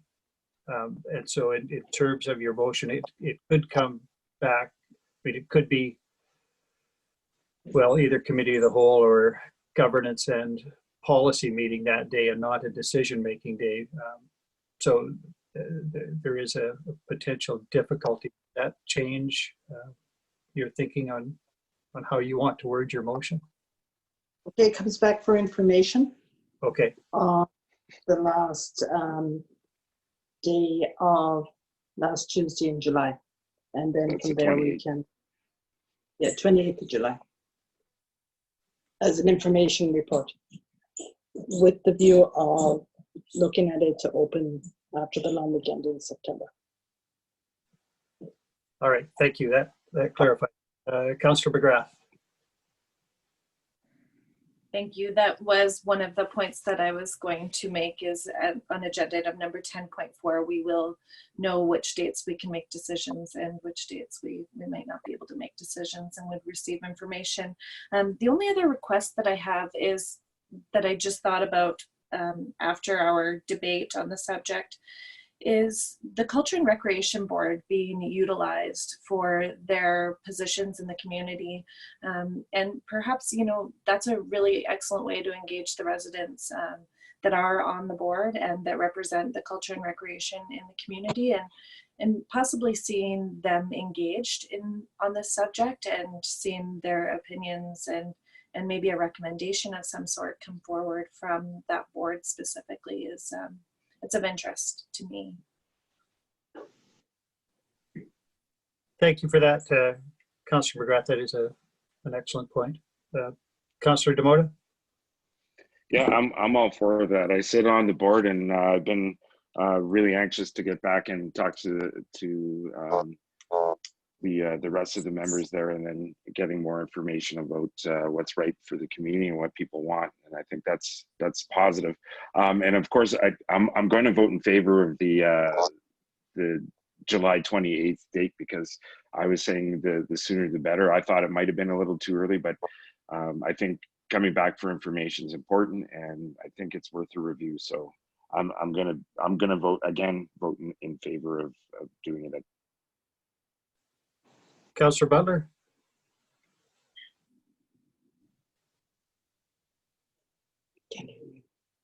Councillor Butler, you'll have to unmute. Thank you. Sorry. Your Worship, through the council, I find it frustrating to see us now sort of waffling all over the place. I thought we had consensus that it was too early and that we should be looking to a fall date. I don't see any point in asking that this be brought back for information. We've agreed the report is complete. We have good information. There will be more information about health risk from the province, but that really isn't what we would be talking about receiving information on. I think we should bring this back for decision, and I think we should bring it back for decision at a later date. Setting a time for it to come back as information to me is meaningless. That's why I voted against the earlier suggestion and would vote against this suggestion. I think people would like to see us show some leadership. You know, the facility costs $1,000 a day in cost to keep open. Opening it later will save us more money. And the community, while I understand residents are anxious to come back, as we've all discussed, it's summertime and people can do without. I don't know why, having suggested that we need to take our time, now we're pressuring ourselves to bring it back earlier. I think the earliest this should come back is mid-August for a September, October reopening. Why do we turn circles asking to come back for information when that doesn't even mean for decision? Thank you. I had a request for some minimal additional information, which would help me. But I agree with the sentiment that there is not otherwise any need for either delay in the decision or additional information. And that is why I am inclined to have it come back on July 7th. If it's the will of council that the opening not occur until September, I think, or even later, I think we have an obligation to tell our residents, and I don't know why we would delay even telling them the date until right before the date happens. If council is convinced that it should be a fall date, I don't see why we wouldn't make that decision a week from now, as was projected in the request. In any event, I don't see a reason to delay the decision, which is different than delaying the opening. So I am inclined to get on with this and at least let our residents know where we stand. it's still another week. We are, I think, guaranteed to hear more from residents in the next week, which is fine. We'll take that into account. But I am inclined to have a decision date soon, regardless of what date we decide to open. Councillor McGrath? I agree with that, Mayor Ireland. I believe that all of our residents and all that they've ever really asked for is some clarity and some timelines so that they can plan their lives around it. And I would be fully ready to vote on this next Tuesday and decide a date with council's comfort in mind and safety being an utmost priority that we make our decision based on. And then that gives our residents and the users of the facilities an opportunity to, adjust their training schedules and make their changes in their own lives and their own fitness routines to plan for that date that council agrees to. So I think that's a good recommendation. Thank you. However, it's not the motion. So I have a motion before council at present that is to have this come back as an information item on July 28th. I'm quite happy to withdraw that motion. Thank you for that, Councillor Kelleher empey. Is there a motion then that we can proceed, or simply, I suppose it was brought to us today for information and decision for July 7th. We could just ask that it remain in that fashion and come back in a week for a decision with the minimal new information. And I suppose we may hear from other residents as well, so that information would be added. But is council content to have this then remain as initially presented as noticed today for decision a week from today? Councillor Demota is shaking his head no. I would request then, go ahead, Councillor Demota. Well, no, I was in favor of what Councillor Kelleher empey was initially proposing. And, just to make the comment about the comment made about taking leadership, sometimes, taking leadership doesn't mean, it means different things to different people. So to some people, it might mean we've made a decision that helps out a certain demographic. To other people, it might be a detriment. So leadership comes in many different observations. So I think that listening to the community and trying to help the process along, I don't think it's right to just go and make a decision next week for 2 months down the road. Things are changing. The landscape is changing every week, and I think that reviewing it within 30 days, I'm not saying bring this back for information. I would just say, let's just review it on the 28th. I know that takes a motion, but Councillor Kelleher empey withdrew her motion. I don't have a solid feeling that if I put that motion back on the table myself, that it'll go in any direction. But I just wanted to make a point about leadership. And I think listening to the community, there's people that want to get back into the fitness center. And we don't think it's opportune right now, but it might be in a month. So whether we open it up 2 weeks earlier than the proposed September date, or we might find out that we can't do this till November. But I think reviewing it every month, if we can't do it next month or the month after that, I think that's showing leadership in observing how we're going through this. Councillor Kelleher empey and then Councillor Journault. I agree. We have all the information that we need to know how we move forward to open the center. For me, it's the safety and what's happening with the virus. So that's why I propose September. I'm quite happy next week to make a motion that we open the facility on Tuesday, September 7th. Hopefully the kids are going back to school at the same time. I can make that motion next Tuesday. Then the community knows when the facility is opening. staff knows what's happening. And if there's a huge spike come end of July, August, we may have to change that motion, and that will be Alberta Health Services. But I agree, like, there's no harm in putting the date out there, then people know, and we just move forward.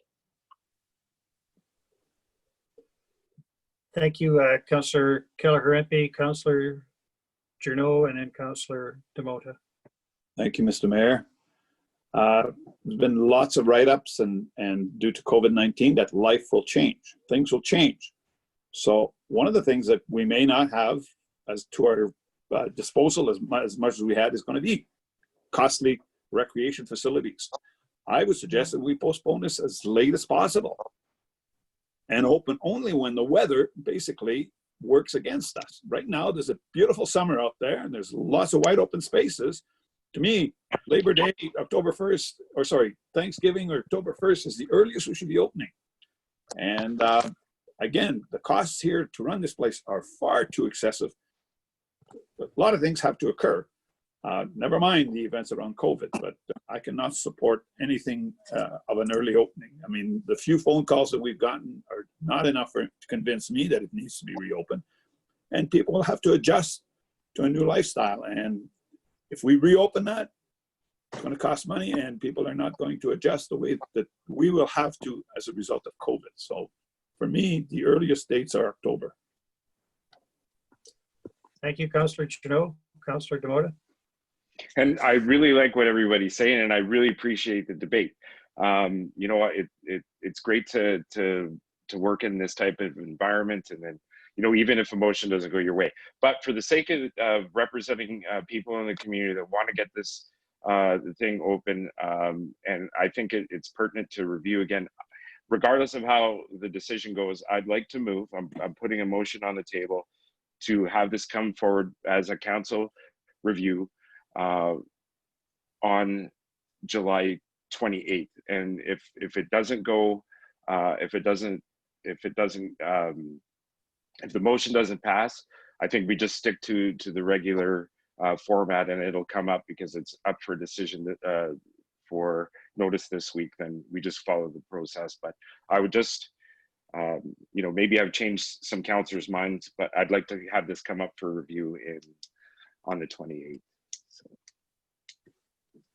And for clarity, for review, but not for decision. That's right. Right. So that is a motion then before council now. Any further discussion? Well,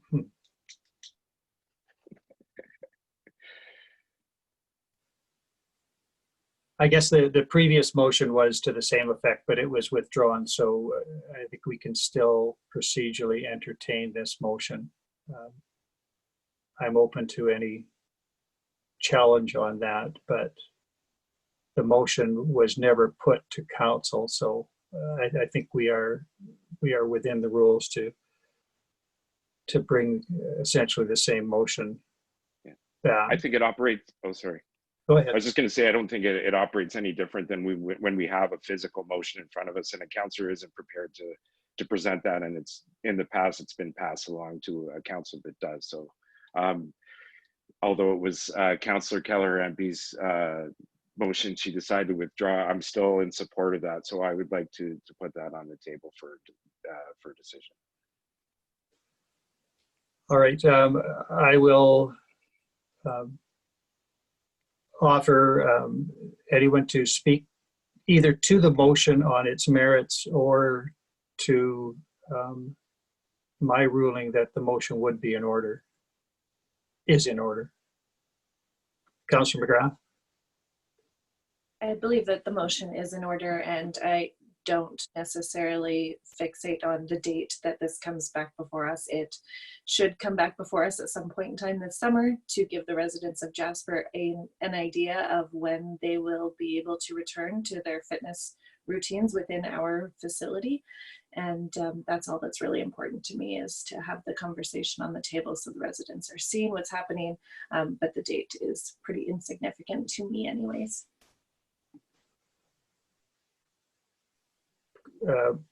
Councillor Demota, I will let you speak in a moment. First, I You open the debate, so I will let others speak if they wish, and then I will allow you to close the debate. I respect that. Thank you. You know, I don't see other hands up.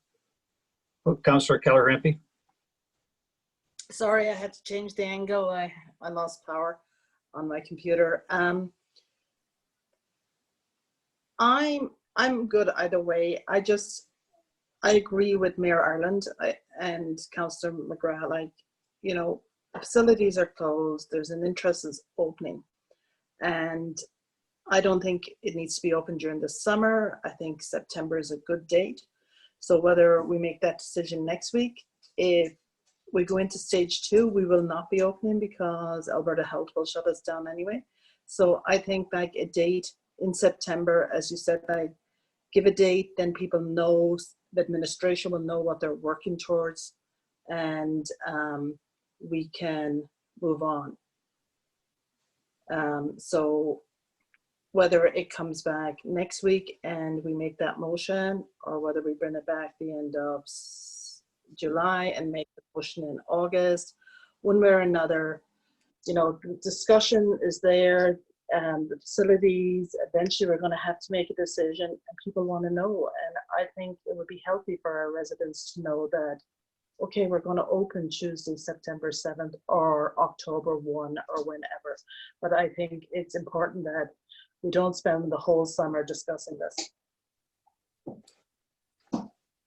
Thank you. Councillor Demota.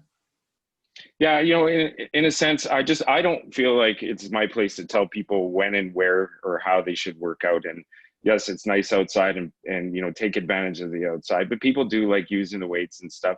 And I think if there's a safe and cost-effective way to do it, we're seeing that it's not cost-effective. But you know, I think that, and to Councillor McGrath's points, I think that having a date is important, but I don't think that making a decision next week for the future, like in September or October, will really benefit the discussion all that much, in the sense that we would be locking ourselves in and not giving us the opportunity to change on the fly if new information or other things change for us in the next month or so. So that's why I'm sticking to it, and I appreciate the conversation. It's great. I love democracy, and you know, and I like the fact that if we disagree, we could still be friends. All right, I am going to call the question. Thank you for that. The motion is that council review the reopening of the fitness center on July 28th of this year. That just a review is, I think, what the motion is. So I'll call the question. All in favor? Opposed? That motion is defeated.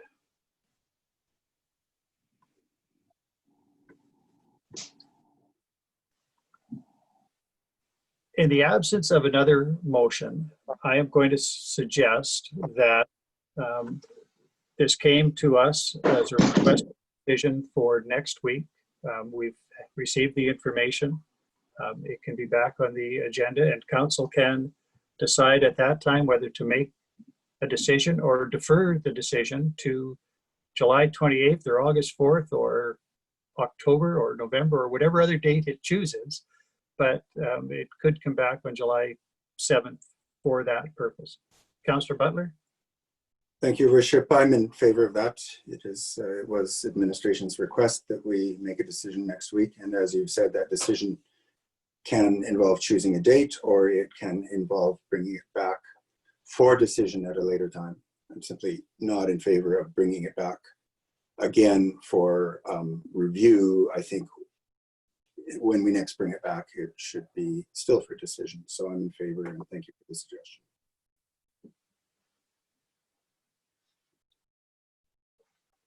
I am going to then propose that we move on to agenda item 10.3, which again is here by way of notice of request for decision. and this is CMHC seed funding for affordable housing units. I do notice that we've been going for approximately 2 hours, maybe before we get into this discussion. If there is a need, I could call a recess at this time for the benefit of council, administration, and the public members who might be watching. So I have now 11:25. I will call a brief recess. Let's just say 5 minutes and reconvene at 11:30.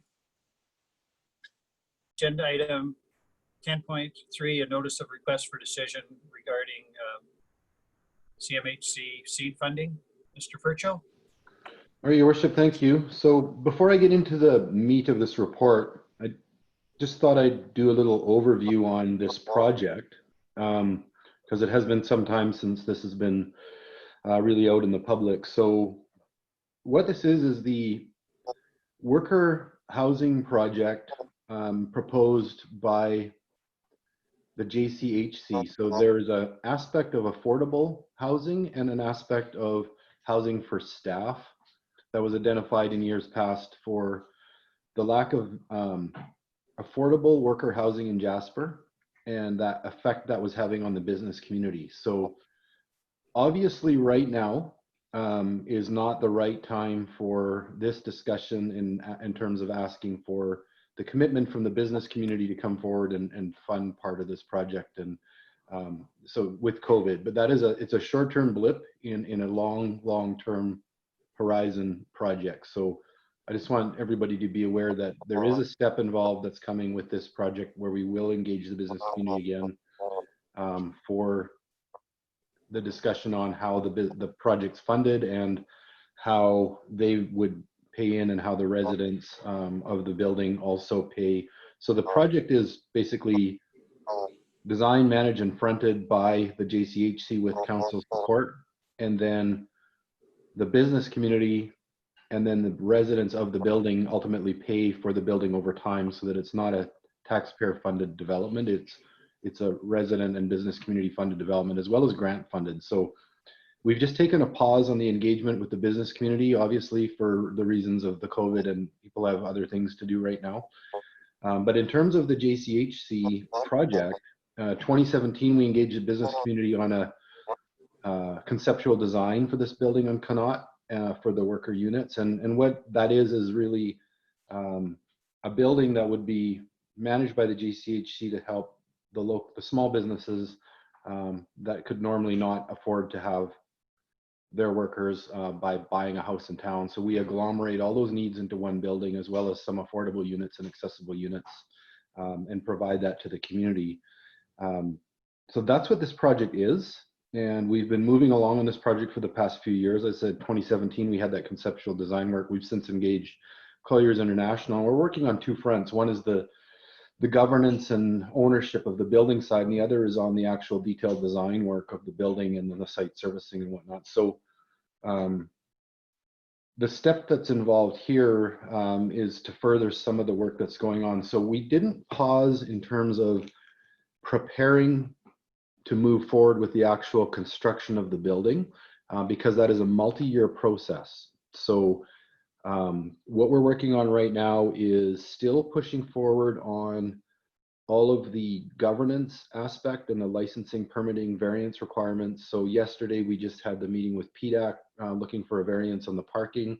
Part of that is related to the fact that this building is designed for, rather than large units with many bedrooms, it's small micro suite units, so that more like a university dormitory style where everybody has their own private unit.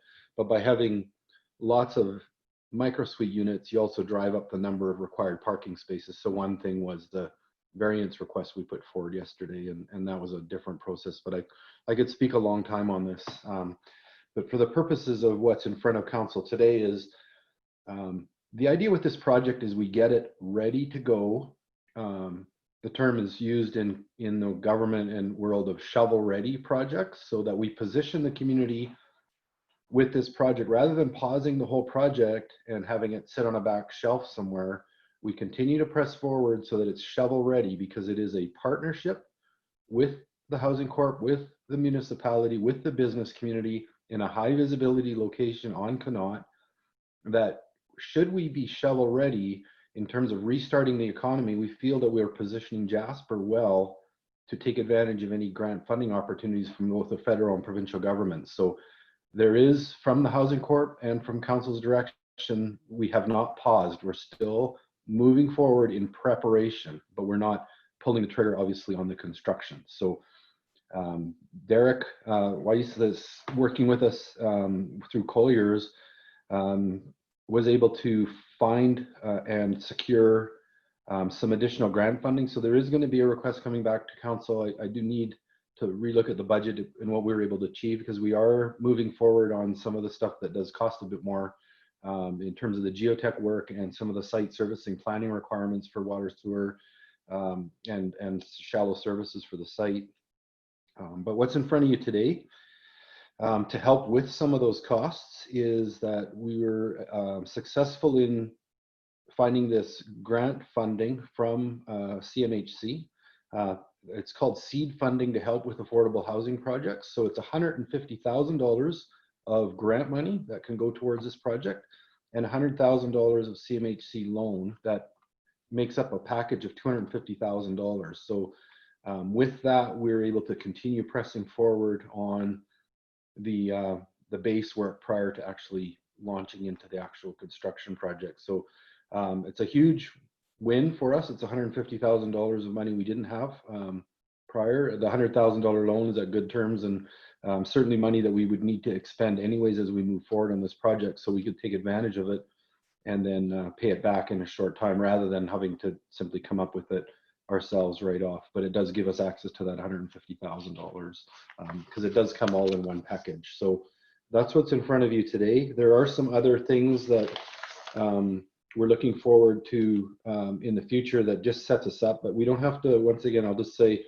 what I'd like to do is continue moving forward to position us in terms of being ready for development, but we're not actually going to ask council for the loan yet to develop. We want to move forward in that direction so everybody has the numbers on the table and we're shovel ready. This particular step is simply to get access to what we've been able to secure for the seed funding grant. So hopefully that helps if there's any questions. Very helpful, both the oral comments and the written report. Councillors, questions? Councillor Demota?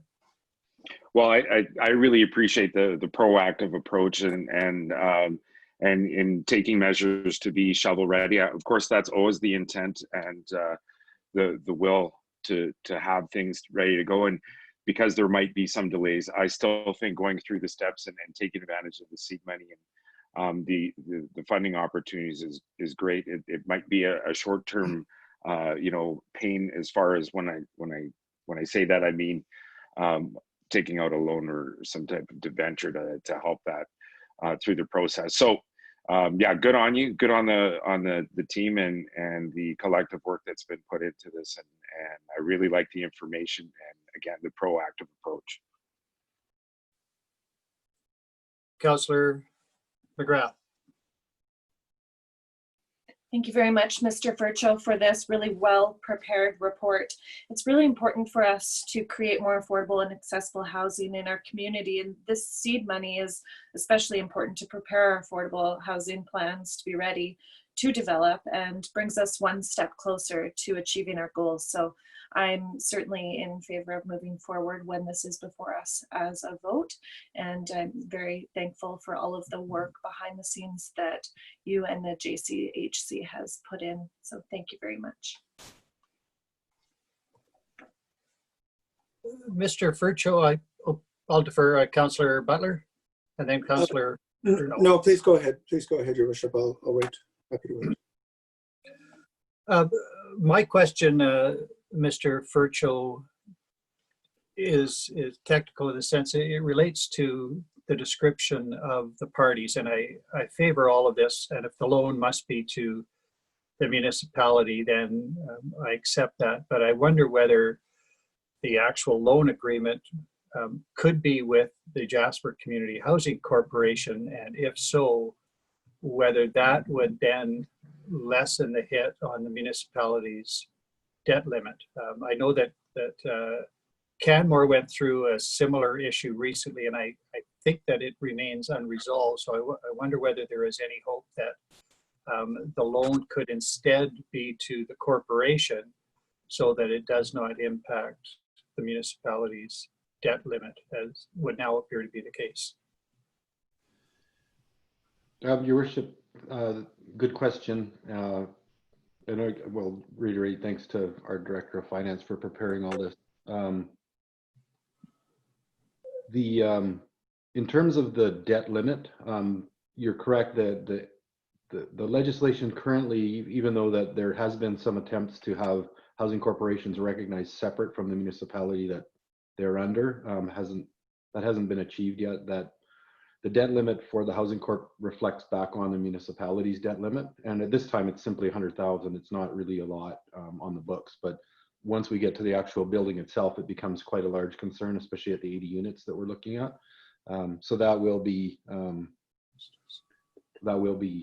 a big factor. So short answer is no relevance. It does affect the municipality's debt limit. 100,000, not a lot of impact, but the 80 unit building will definitely need to make some big decisions at that time. And once again, I'm hoping that by the time we get there, we have attracted some grant funding for shovel ready projects, and we're not in that situation, but we need to move forward,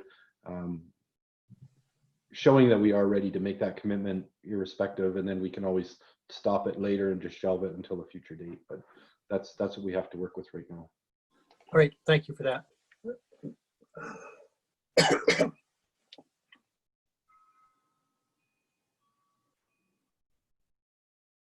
My apologies. Councillor Butler.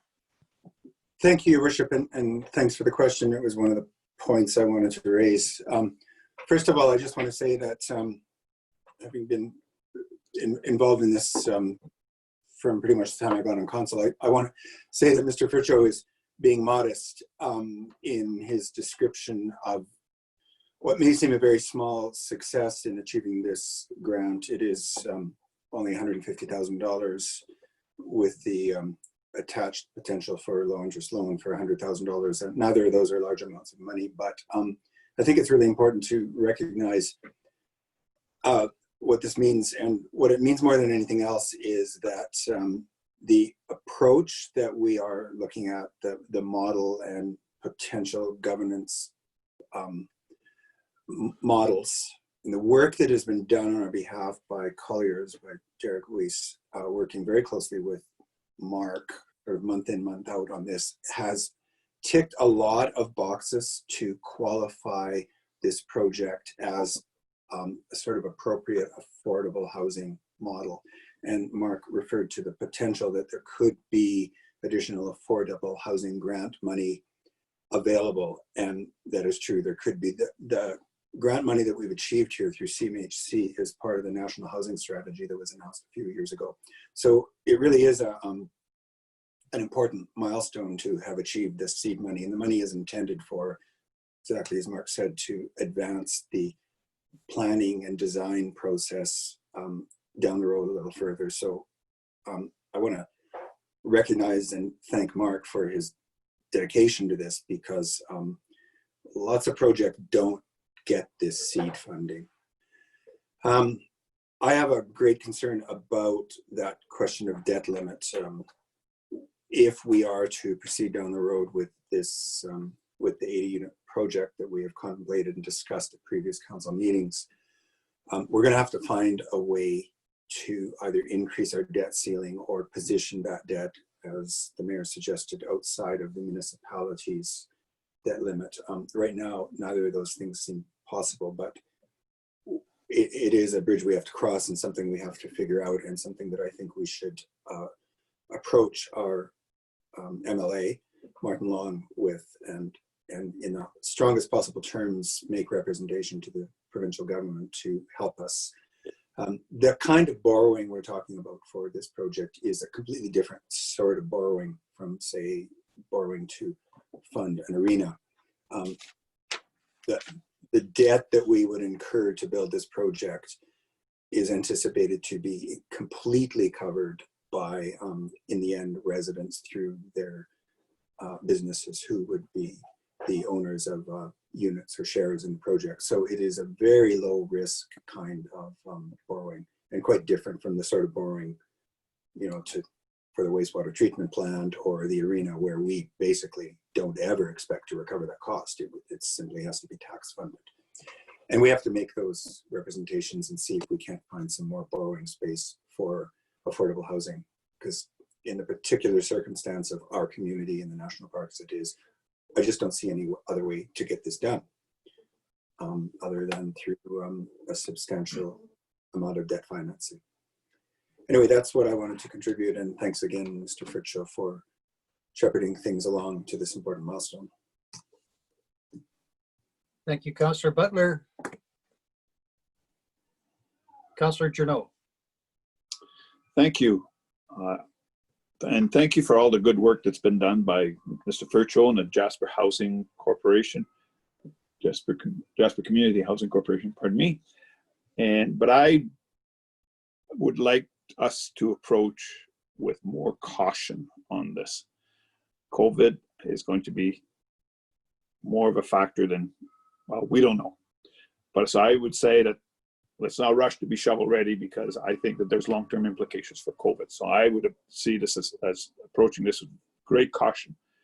There is lots of work being done by the private sector to provide housing, and we have to allow them the opportunity to get their return on their investment. Doing this might jeopardize a lot of investment, and that there's some going on right now. I drive around, I bike around town, and I see a lot of proposals being put in. There's an interest in the add-on housing, I forget what's called. And if we were to proceed with that, that would deny that opportunity.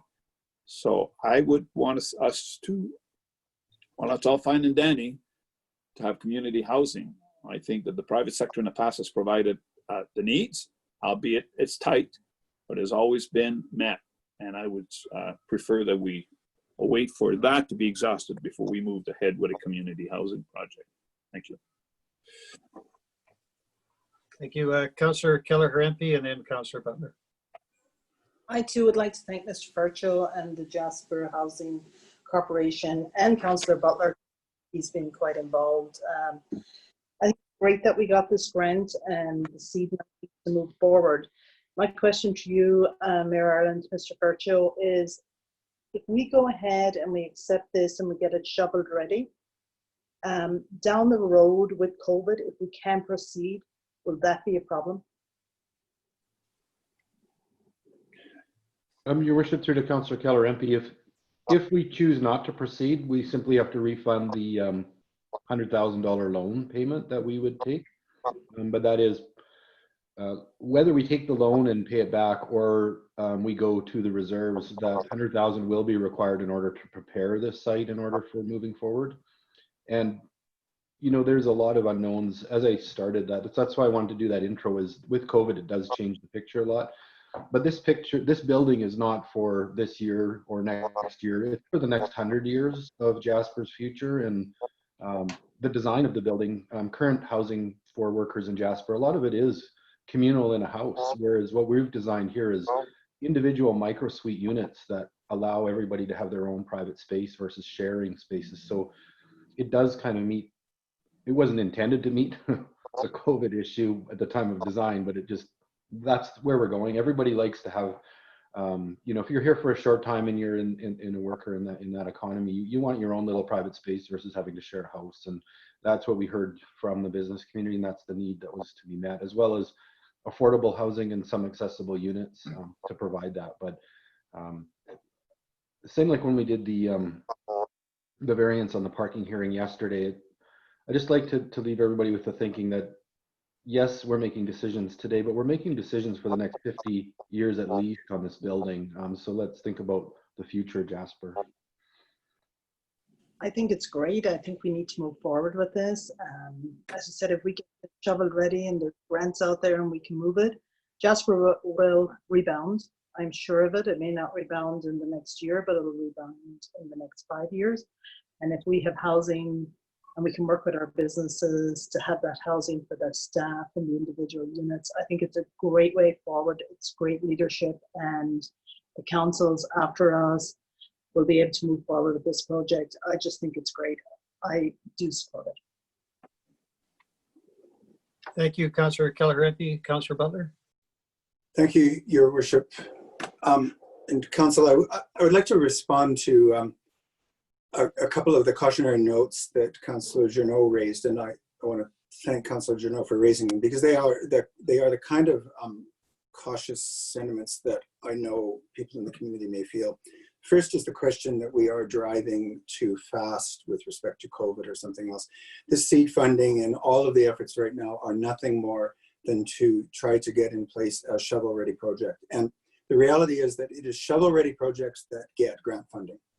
I have much experience already in this world through Evergreen's Foundation, and it is well understood that where community housing projects in that world is the projects that can show that they are ready to go and that they have a solid sustainability plan, sustainability as in financial sustainability. And if we don't do this work now, and that's exactly what this funding is for, this $150,000 plus the interest-free loan, if we don't do that, then we will, if there is a boat to catch with respect to future grant funding, we will miss that boat. We have to have a project that we can show is ready or nearly ready to launch. The second thing is the concern that is raised with respect to private investment versus community housing, and that is very often how this is seen. Community housing on the one hand versus private investment. This is both. This is private investment. This project would be funded entirely through rents collected from residents flowing through the businesses, and the businesses will make substantial ongoing investment. The cost to the taxpayer, other than some of these initial pre-design and design monies that we've already allocated, the cost to the taxpayer will in the end be none, but there has to be a body to come together, amass the investment from the individual businesses and do the borrowing. If we tried to position it differently, where we said to the businesses, well, all of you businesses go out there, borrow money and build this thing yourself, there would be a fundamental shift. Those businesses would reasonably have to and be expected to own property, and we would not thereby accomplish the release of land at the low rate that we expect, and the project would collapse, period. We can only get an affordable land release if it is positioned as community housing. So we have what I think is quite a brilliant model here, where it is a community housing project, but it is actually funded through the businesses whose staff would be the residents. So I think it's really important for the community to understand that this is, in essence, privately funded. It is publicly facilitated, might be a way to think about it. And we do need to push, while we have this window of opportunity where, people are not building a lot right now, but it is a good time to be doing the pre-construction work. And this funding is a good shot in the arm for this community to move forward with that. So thank you for allowing me to address what I know are some of the concerns out in the community. Thank you, Councillor Butler. Mr. Fercho, you brought this forward today as notice with an intended further discussion on July 7th. Is there anything in particular that Council might want by way of information that is not presently available that could be made available for July 7th if this matter is to come back for discussion on that date?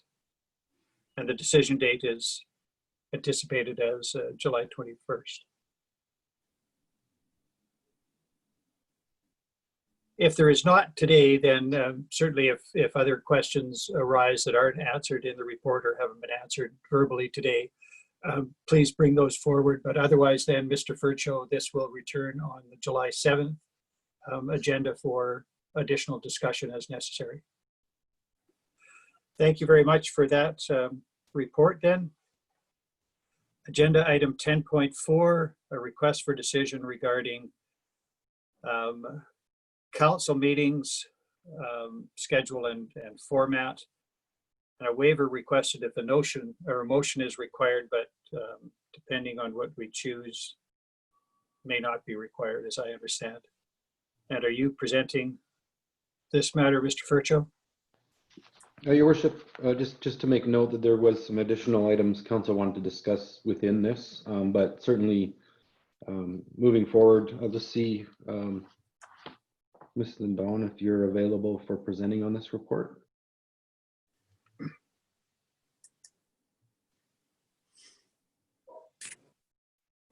Thank you, Mayor and Council. Thank you for receiving this report. As Mayor Ireland outlined, there are a few different areas here, and including the discussion of around agenda making and potentially an agenda committee. So there's a few matters before you now that some need a decision today, but others not so much. Currently, based on the direction that we received from council earlier at the beginning of the pandemic, we would be scheduled to go back to our regular schedule starting in July. So most decisions that were made were effective until the end of June. And in the absence of further direction from council, we would revert to regular meetings on the first and third Tuesday and committee meetings on the second and fourth as per the original schedule and the original times, which also means that regular meetings would be held at 1:30. If council wishes to vary that process by changing times or changing the nature of which meeting is held each week, further direction in the form of a motion will be required to implement that. So that is the first question, the first bullet of the recommendations. The second item is that Mr. Fercho and our IT coordinator have been working on wiring the council chambers to be sure that we have cameras and sound, and to ensure we can continue to live stream meetings on Zoom once council returns to in-person meetings in council chambers. But in the meantime, we would need a motion on this item to allow meetings to continue to be held using Zoom. And then the proposal that we bring forward is that the motion would say something like, when the council chambers are ready, then the councillors will be expected to go to the council chambers again, and the meetings will be live streamed. So that is one item on which we require direction today, just to enable the continuation of electronic meetings for the time being. And then the third matter is sort of dependent on what happens with the first item, if council decides to resume the regular schedule. But following our workshop last week, and in an attempt to increase focus on policy and governance discussions, we are recommending that council consider changing the format of committee meetings to bring a greater focus on policy and governance. And we don't think that there's any changes necessarily required to the meetings themselves, but in how we make the agenda, what types of items we bring forward, what types of, like how reports are drafted, and the opportunity for councillors to also play an active role in determining what those policy and governance items should be. And in that sense, it ties into agenda making. That's a proposal we bring forward, and in support of going back to 2 regular and 2 committee meetings a week. From an administrative perspective, the preparation of regular meeting agendas on a weekly basis is quite onerous and time consuming, and the quality of the reports and the information that is brought forward to council would increase, I would like to suggest, if we went back to 2 regular meetings a month. And having that said, a greater focus on policy and governance will also require a step up from administration in terms of ensuring that the information we do provide to council does suit that type of discussion. So it's a team effort to bring our discussions to policy and governance a bit more. So a few items in here, but I'm happy to let Mayor Ireland walk us through it, or hear from councillors, and proceed as required. Thank you for that, Mr. Don. Comments or questions from councillors? Councillor Kelleher, MP. I'd like to, Mayor Ireland, thank Mr. Fercho and Mr. Dunn for the report. I am curious, how long will it take to have Chamber Council wired and ready to go in the future? Your worship, through to Councillor Keller MP, we have most of the parts now. It's a matter of getting everything wired and functioning, and then it depends on how we want to operate, whether council wants to change the bylaw where some members Zoom in, some members attend in person, and then how that looks in the chamber and how we're able to live stream it. So once all the equipment's hooked up, then we got to trial it. So I would tell you that we think we can have it operating in July. Sometime in July, we'll be ready to make the switch over. I'm just not sure when. And so that's why, you know, you guys, I've set your schedules to keep the meetings as per how they have been on Zoom at 9:30 through July, and then we'll know when we can pull the trigger. I can't tell you for sure, because every time we think we have something figured out, we run into a new glitch. So. Yeah. Yes, go ahead. I'd like the meetings to go back to normal and in person as soon as we can. I think it's healthy, and I'd like to see us go back to 2 council meetings and 2 committee meetings, even if the committee meetings take a new format. I think it's good to have healthy discussion. I want to thank the staff and Mr. Fercho with these weekly meetings, having to have agendas ready, having to have decision making. It has been a lot of work on our administration staff and Mr. Fercho, and I truly want to thank you for all the work you've done since March. But I think it is time for us to go back to our regular schedule. I feel that, as Councillor Demota earlier today said, you know, some discussion, more discussion, and looking at our governance and looking at our strategic plan. And, you know, we have 16 months left in office, and I think we have a lot of work to accomplish over the next 16 months. So I think having committee meetings so that we can thoroughly discuss and come up with good decisions for when we go to the council meeting to vote on them, that I think it's time. Thank you, Councillor Keller-Hempy. Councillor Demota, I saw your hand and now I don't even see you.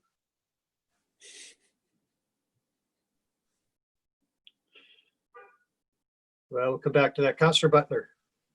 I agree with Councillor Keller-MP, and again, I'd like to acknowledge the additional work we've imposed on administration by having weekly regular meetings so that we could move decision making forward quickly. But I think that has worked well for us, but the time of need for that has passed, and I'd like to see us move back to alternating meetings. I'm very much in favor of repositioning our committee of the whole meetings as governance and strategic priorities committee. I think that's a better description of what we need to be doing in those meetings. I would like us to, if it's not too onerous a project, actually change the name of them. I think the public often wonders what the heck committee of the whole means, and why not have a name that is actually descriptive. So I'm in favor of all of that. I would like to have maybe a brief conversation about whether we want to keep the morning time slot. I myself have felt that that has been quite effective, and it kind of leads me to wonder why afternoons were chosen for regular meetings and mornings for committee meetings. I feel like the morning time frame has been working quite well for us. I don't think it's led to longer meetings. Somehow it seems to have worked well, and leaves us with afternoons free for other obligations, such as the one we have this afternoon to review culture and recreation report. So just throwing that out there, I don't know how other councillors feel about maintaining the morning schedule. Thank you, Councillor Butler. Councillor McGrath. Thank you, Mayor Ireland. I agree with both Councillor Keller-MP and Councillor Butler. I echo the gratitude stated to administration and Mr. Fercho for all of the hard work that they've done over the past few months. It's been certainly appreciated by all of us on council. I do agree with Councillor Butler's sentiment of asking for the committee or the governance and policy meeting to be held in the morning timeframe. It does free up our afternoons to host other workshops and have other meetings that are certainly important to accomplish on Tuesdays as well, and would be fully in favor of coming back to the regular meeting schedule, having a regular meeting every 2 weeks, that we would be able to have a lot of real quality work produced during these meetings. My one question on this agenda topic is in regards to attendance with councillors. You know, I think the way that I've always valued this position in the community is I try to attend every meeting, and I think we're all guilty of coming to meetings sick and attending meetings in person when now with COVID, all of the organizations and workplaces will come up with new policies, and we must think of that as well. And I would appreciate the opportunity as a councillor to be able to still Zoom in to a meeting, to be in attendance at a meeting, though if you're not physically in attendance. So for example, I have a pretty substantial holiday planned this summer, and I want to work as a councillor while I'm away and be in attendance and be in the decision-making process and discussions. But I'm not yet sure if I'm permitted to do so or not. So I would really like to have that conversation, as well as that same idea being applied to days where we might be sick and unable to attend. And I am excited to see the potential committee of the whole turned into or repositioned as a policy and governance meeting. I think it's a great idea. Thank you, Councillor McGrath. Councillor Journault, I did see your hand, but Councillor Demota missed an opportunity earlier. I'm not quite sure why, but I will return to him. You had your hand up quite some time Thank you. ago. Yeah, my device did a surprise update and shut me right down. So thank you for your patience. And I think I got most of what people were saying there. And the only thing I wanted to bring up is exactly what Councillor McGrath just said, and Mr. Fercho had stated earlier about providing the ability for councillors who can't physically be present to also be part of the meeting. And I think that's important. Thank you. Thank you, Councillor Journault. Thank you, Mr. Mayor and Council. I have a preference for all our meetings to be at 9:30. And I agree with everything else that's been suggested on format and everything else. Thank you.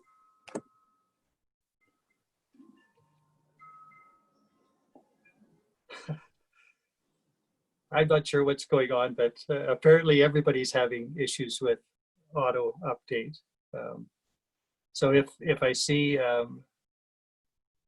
2/3 of a snowman in place of a councillor, I will assume that that is what's happening. All right, so I think that firstly, I hear consensus that we return to regular meetings on the 1st and 3rd Tuesdays of the month, with the alternating Tuesdays being devoted to Committee of the Whole, but the Committee of the Whole sitting as a governance and strategic priorities committee. So in all other respects, that would happen in any event without any motion from council, because our direction that we hold weekly meetings will expire as of today. However, it seems to me that if we want to change to a 9:30 start for regular meetings, that will require a change. Mr. Fercho, can either you or Ms. Nadon confirm that if we want to make that change of start time to 9:30 for regular meetings on 1st and 3rd Tuesdays, we will need a motion? I see you nodding, correct? Your Worship, that's correct. That was set at the organizational meeting in the fall, and we'd have to update the schedule, and so would be a resolution for sure. All right, and in that case, then we will also need a motion to waive notice if we're going to make that decision today. So, Councillor Butler, I saw your hand up. I just wondered, Your Worship, through to Mr. Fercho, are there any negative implications, any problems from administration's point of view if we changed our regular meetings also to the 9:30 time slot? Your worship, none that I'm aware of. I don't know, the one council member that's missing, if that would be a concern. Other than that, from administration's perspective, we certainly can accommodate any time slot. So it just changes our schedule. Councillor Demota? I have no desire to change our regular meetings to 9:30 a.m. I found throughout the years that 1:30 meeting every second week for a regular meeting provides a different balance to the month and to the work week schedule. There's been a higher demand for us meeting, and that's why we moved it to 9:30. But I have no desire to support anything changing once we go back to the regular and committee schedule. So I would be voting against changing that, moving that time to an earlier time. I find that the 1:30 afternoon for regular meetings is convenient and helps support a balance to the week. Although for myself, whether it's 9:30 or 1:30 is not a great personal concern. My recollection is that the 1:30 time worked better in a sense that you don't run into the lunch hour in the same way in the afternoon. So with a 9:30 start, our meetings can go as long as 4 hours without any motion to extend. Our recent experience has been that meetings have been quite long. And so we run into that question about what we do over the lunch hour, and particularly for staff who are entitled to a lunch break, whereas councillors, they have different expectations. If you start at 1:30, we have gone as late as 6 o'clock, but still it doesn't seem like quite the same imposition on staff. So I think that was one of the reasons we gravitated to the 1:30 time slot years and years ago in any event. So I just throw that out there as a consideration for council, and more to take into account consideration for staff. And our meetings have been complex and lengthy. We have gone over the 4-hour time limit many times, and that takes us to 1:30 with a 9:30 start, which I think imposes a bit of an unfair burden on our staff, together with a whole lot of other burden we put on our staff through COVID. So I throw that out simply as a suggestion. Councillor Kelleher. I can go either way, but I have to admit I do like the balance of 2 afternoon meetings and 2 morning meetings. It kind of opens up that, like, sometimes when we have our intergovernment, and that often they're in morning, we're done by noon, and then we have that hour and a half before we have to come back. I have to admit I do like the balance of both meetings, but as I said, like, I can change my schedule, which this works too. But I have to admit, I do agree with Councillor Demota and yourself. I do like the balance. All right, sorry, Councillor Demota. One other thing I did want to add, I still think that in this time, like, we're going to be having extra meetings anyway.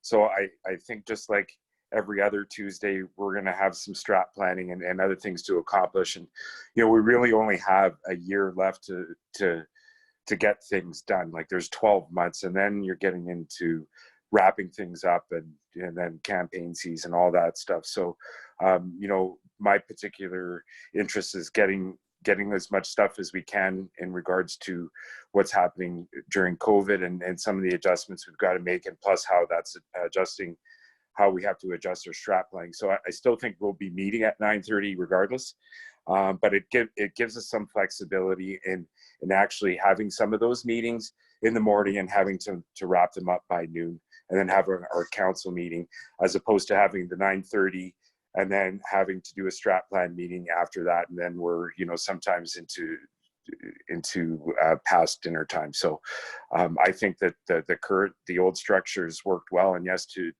your point, I do remember part of the reasoning being behind the committee of the whole is going through lunch. So I'm okay with that, and I think that we still have a lot of work to do. And I think that our Tuesdays will still be full, but it'll give us a different kind of balance.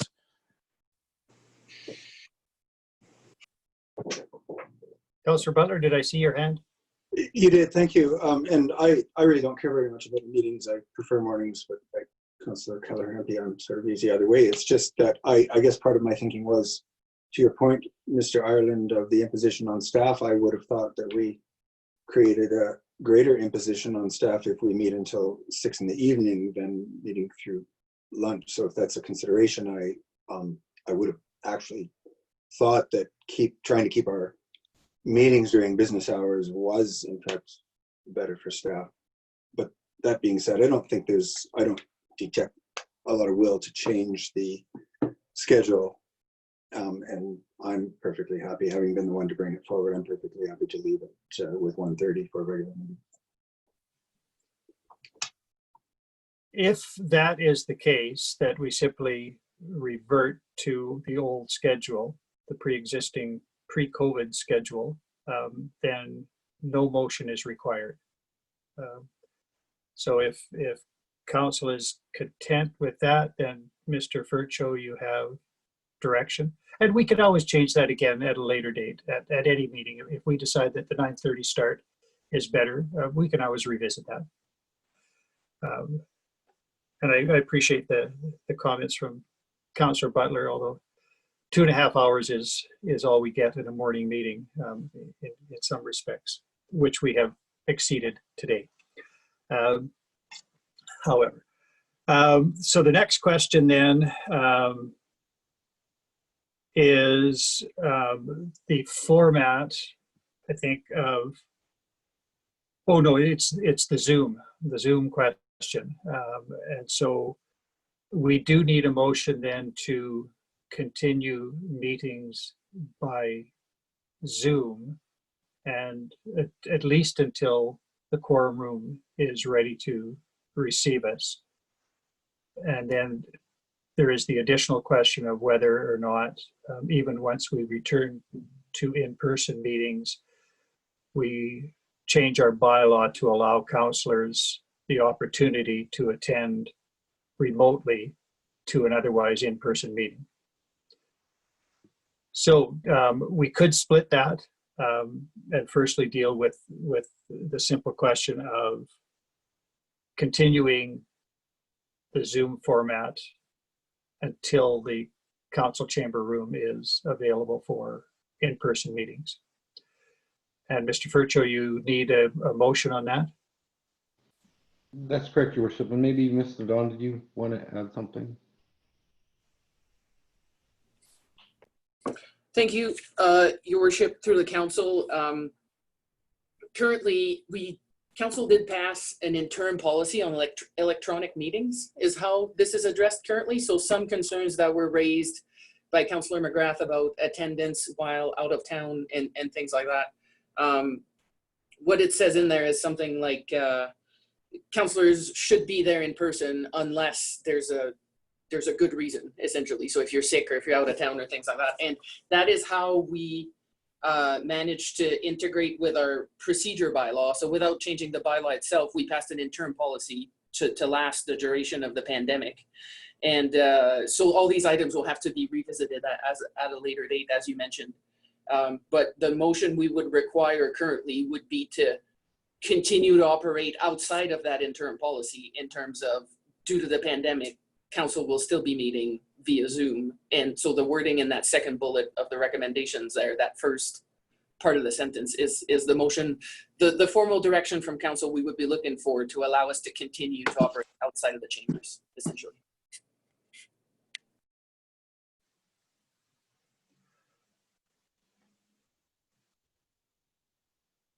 Sorry, just to clarify, Ms. No, we're meeting by Zoom now pursuant to a policy direction?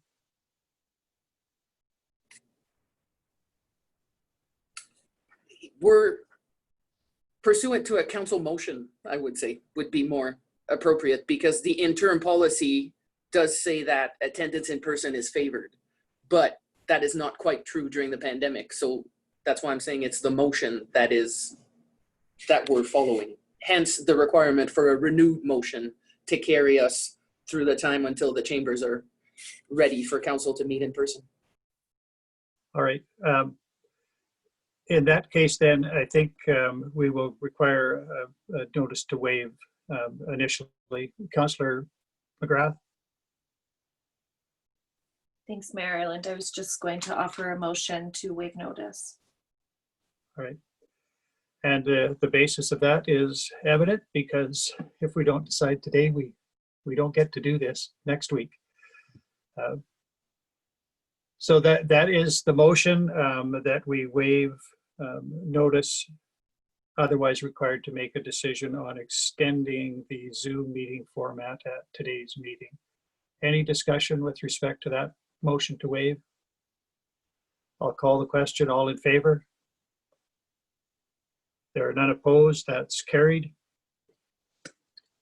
And then could I have a motion from a councillor then that council continue to hold regularly scheduled meetings using Zoom until the council chambers at the Library and Cultural Center are equipped to live stream in-person meetings, at which time in-person meetings will take place with an opportunity for the public to live stream the meeting. Councillor McGrath, you're prepared to make that motion?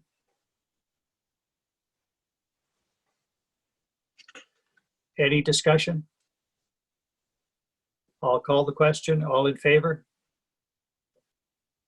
There are none opposed. That is carried. Thank you for that. And then the final question, I think, then is the change of format of committee meetings, committee of the whole meetings, to focus on policy and governance matters. A motion for that is not required unless we wish to formally change the name of the meeting. But I don't know that, is there a need to formally change? Could we just start calling it, it is still committee of the whole. All of us would be on the governance committee, but just to start calling it governance and policy, it's not as if we have to create a new committee, it seems to me, but I leave that somewhat open to administration to give us some advice on that. But I would like to take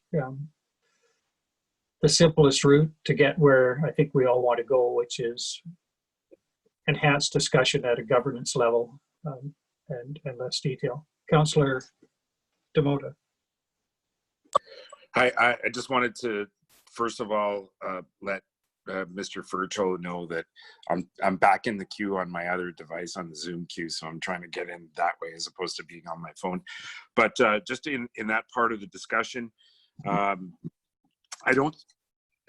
think that if we're just going to confine our meetings to just be like one or two different things, and that's the only thing we're allowed to talk about there, might restrict our opportunities to have presentations that might be helpful to a following council meetings. I'm not saying that we need to keep doing what we've done, and I definitely want to work more on the policy and the strategic planning level within those meetings. But there will be opportunities where we're going to have to, have some more information come to us at committee of the whole to help us prep for the next meeting. That doesn't really mean dealing with administrative matters, but I don't want to handcuff ourselves to just one type of style of what we have to confine ourselves to. Yeah, thank you for that. And I agree. And although we may shift the focus, I don't think it's intended that we exclude the opportunity to discuss particular issues that may not be governance issues, but to redirect council's focus to the larger questions is the intent. But I leave that to councillors whether they would be content to change the format without changing a formal name, although I don't see why we couldn't advertise it as a governance and policy meeting of the Committee of the Whole. If there is a need to publicly indicate the nature of those discussions.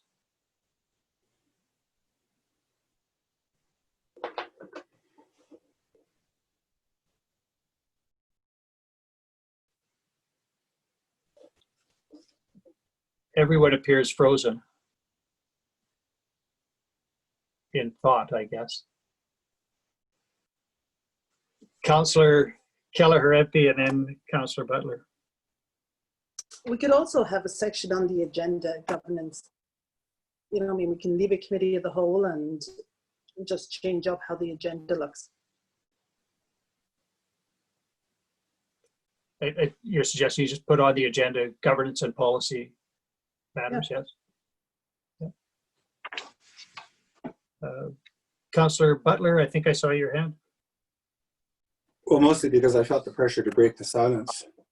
But it's not very important that we change the name. And I think that one of the things, I think we do plan to have a little further discussion about things like establishing agenda and perhaps some other issues that may result in some updating of the procedures bylaw. So at that time, we can certainly talk about whether to actually formally change the name of the committee. But having suggested it, it's not a very important discussion to settle right now.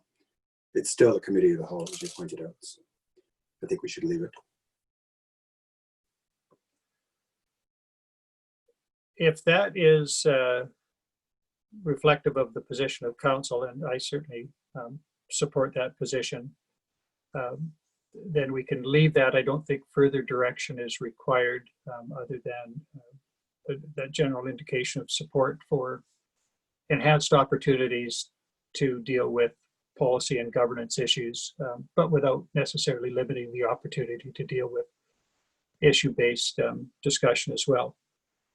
That leaves that final question of establishing the agenda, and perhaps that could be a fitting subject for the first of those governance and policy discussions.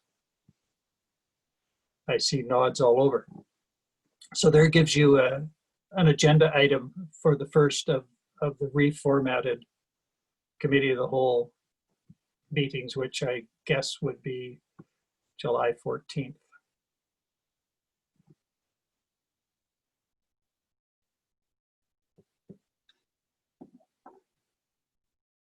Before I leave this agenda item, which is 10.4,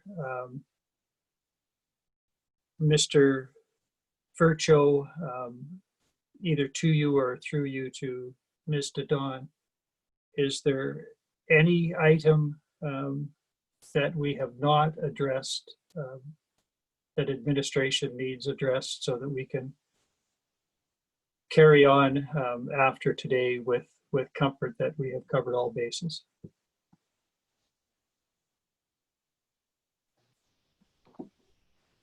Christine, you want to go ahead? I don't think you can see your hand there.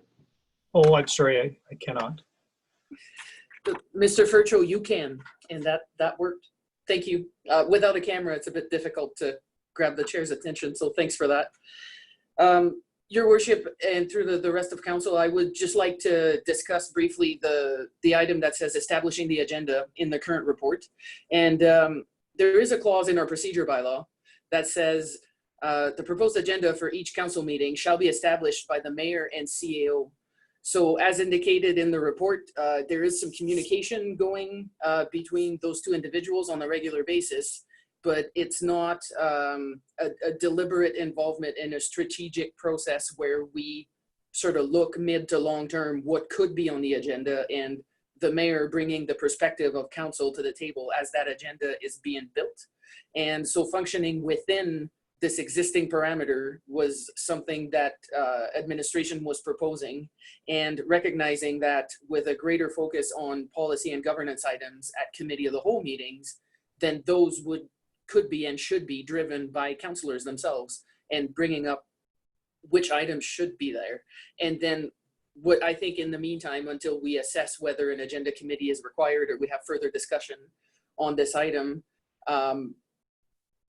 agreeing on a process on how councillors can submit items to be included on the agenda and how that works with the mayor and the CAO establishing the agenda together as per our procedure bylaw is something that's already in place that we could do better at, I guess, is what I would like to bring forward. And I'm looking forward to seeing how we can change our format and change our reporting maybe a little bit to meet the renewed focus on policy and governance. And I would just like to extend a thank you to councillors for participating in this conversation and being open to the idea. So thank you.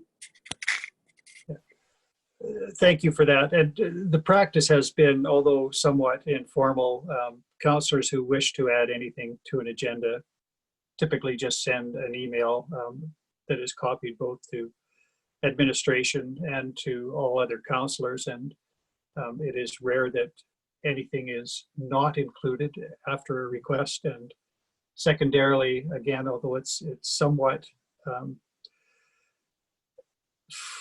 well, it's not informal, but it's a little bit haphazard, I suppose. Every meeting I call for additions to the agenda, and very often we get items of new business proposed by councillors at the spot. So there has always been an opportunity to include on every agenda any item, even if it's late arising, that is of interest to a councillor. I agree with Ms. Nadon that that could be formalized and regularized to some degree for the comfort of council in particular, but it has been a practical way to deal with things, and certainly recently the number of additions to the agenda under new business has been greater than it ever has been in the past, and it's reflective of desire by councillors to get topics out for public discussion. And that's as it should be. But if we choose to rethink how we're going to manage that system differently and more effectively, I'm certainly open to that. In the meantime, I would encourage everybody to keep by email letting us know what you would like to add to the agenda. And as Mrs. Don has said, Mr. Fercho and I do regularly, though not in great depth, discuss agenda items and ensure that what council wants on that agenda generally gets there. So thank you for that report. Is there anything further with respect to agenda item 10.4? Pardon me, Mr. Fercho. Your worship, I just want to, before we leave it, so I can adjust council's schedule as well as the actual Zoom meetings in the system. For July, I have currently set up in Zoom and in your schedules 9:30 starts for all the meetings. So if council would like that to go to the 9:30 and 1:30, then nothing is required if council wants that to stay the same. Otherwise, what I'll do is if you would like to revert then to the 9:30 and the 1:30, you're going to see a flurry of meeting request changes. So I just want to be clear that that's what I'm going to do, is adjust you guys' schedules and the Zoom meetings. Yeah. Understood. Thank you for that. We'll prepare ourselves for that onslaught of emails. Councillor McGrath. Just ensuring I'm prepared for when I am away in the summer, that I am falling within our policy that was created in relation to the interim policy saying in person unless Ms. Nadon's words were a good reason to not be there. I just want to make sure that if I am away and wishing to Zoom in, that I have an opportune, that I plan it and I bring it up at the right meeting to discuss. Do we need to change anything, or are we within our bylaw and interim policy to continue, not being in Jasper on Zoom? I just want to make sure that I have everything I need to proceed with this summer. Councillor McGrath, will you be available July 14th? I don't believe so. I believe that I'll be on the road on July 14th.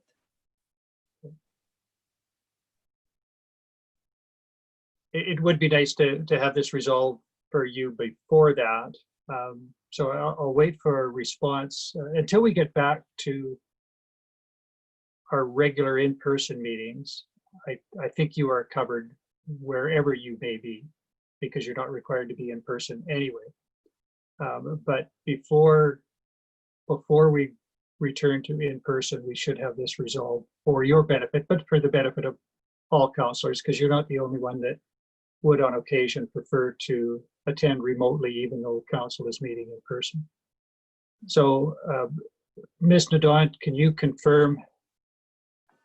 I'm going to see if I can see you waving your hand when you're ready to confirm, but can you confirm that under the existing interim policy, as long as that continues in place, a councillor could attend remotely, even if council was meeting in person?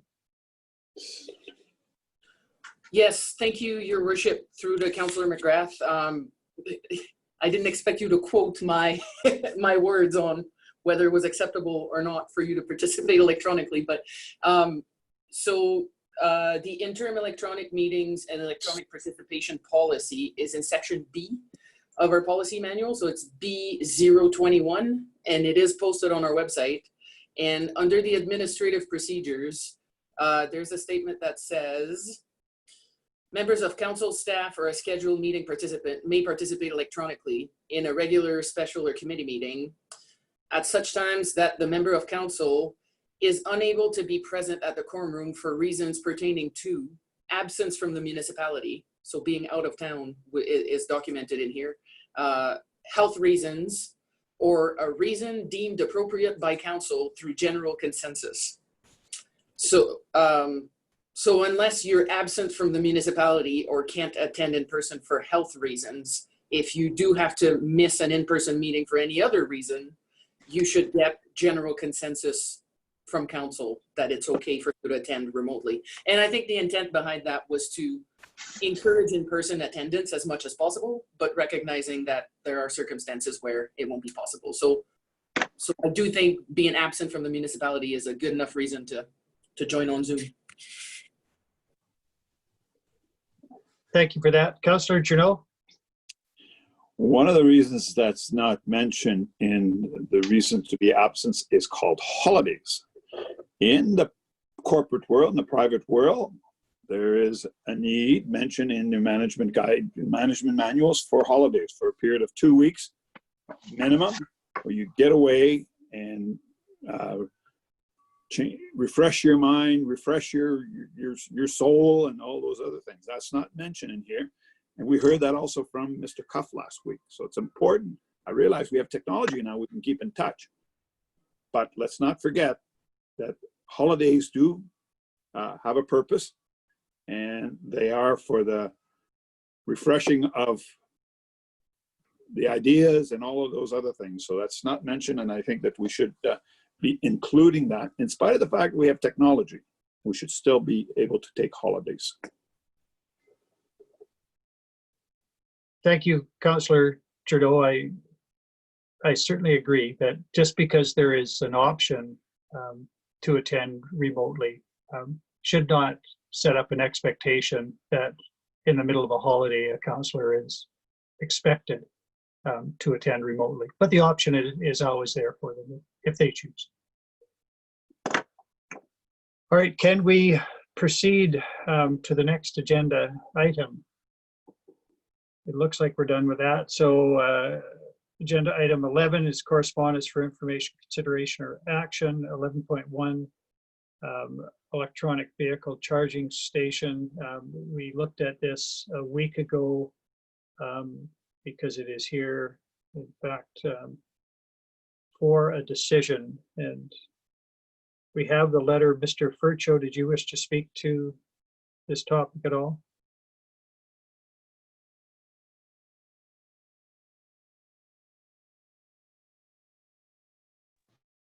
Sorry, Your Worship, I'm always juggling a few things. That's why I tend to leave my camera off. It's distracting. So sorry for that. Council looked at an opportunity provided by Tesla some time ago for the provision of electric vehicle charging. Council raised a number of concerns with their proposal. There are other charging opportunities out there for communities where communities provide some funding and provide some ongoing cost support to those charging stations. And we do have in the agenda one of those proposals that was submitted and brought forward by the town of Edson, working together to support electric vehicle charging networks and to try to get that moving forward. But in the advance of that, we have been in discussion with Tesla for some time on having a center in Jasper. They're trying to create a charging network across, there's the map with some of the charging networks are available across, sort of moving up from the US through southern Canada and now across northern Canada. And Jasper is well positioned to take advantage of that opportunity, where we could get a charging station in Jasper and then have no cost to the municipality and the taxpayers for that service and the attraction of that becoming a spot for people to charge. So this new proposal, I'll leave it with you.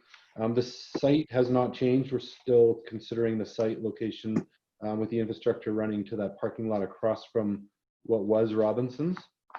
And in the letter, the biggest change you'll see in the letter is where council had raised the concern that the level 3, the fast chargers, would be only available for the Teslas, and the level 2s would be the generic brands, where their new offer includes not only just 8 Tesla superchargers, but also 3 generic, the CCMS and the Chatham's, the level 3 fast chargers for other vehicles other than Tesla, all on the site, installed and operated, maintained, and paid for by Tesla, as well as, if we would like, still some of those level 2s, which, as council knows, are not as attractive for the traveling electric vehicle community.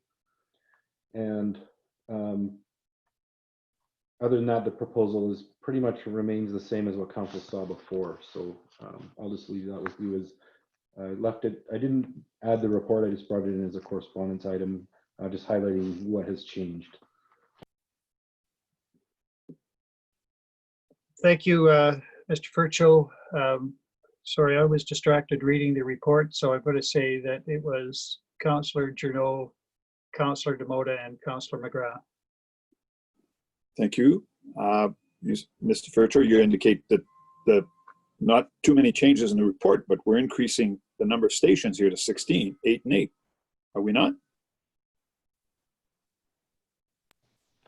Your worship, through to Councillor Journault, it depends. So what we had proposed before was 8 and 8, basically, with the level 2s in it, and then there was we were going to install 1 or 2 level 3s ourselves for a significant cost, and we removed that from the capital budget.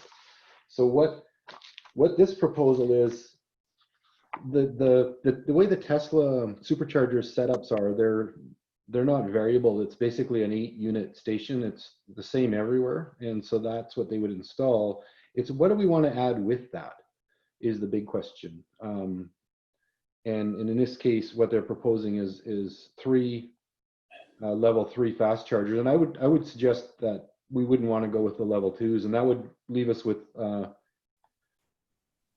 what is that, 8, 10, 11. So that'd be 11 stalls for charging, 8 Tesla and 3 generic, all at the level 3 variety. So that's what we'd be looking at for this one. If I may, Mr. Mayor, I'd like a secondary question. Thank you. I still, this is not favorable in my mind.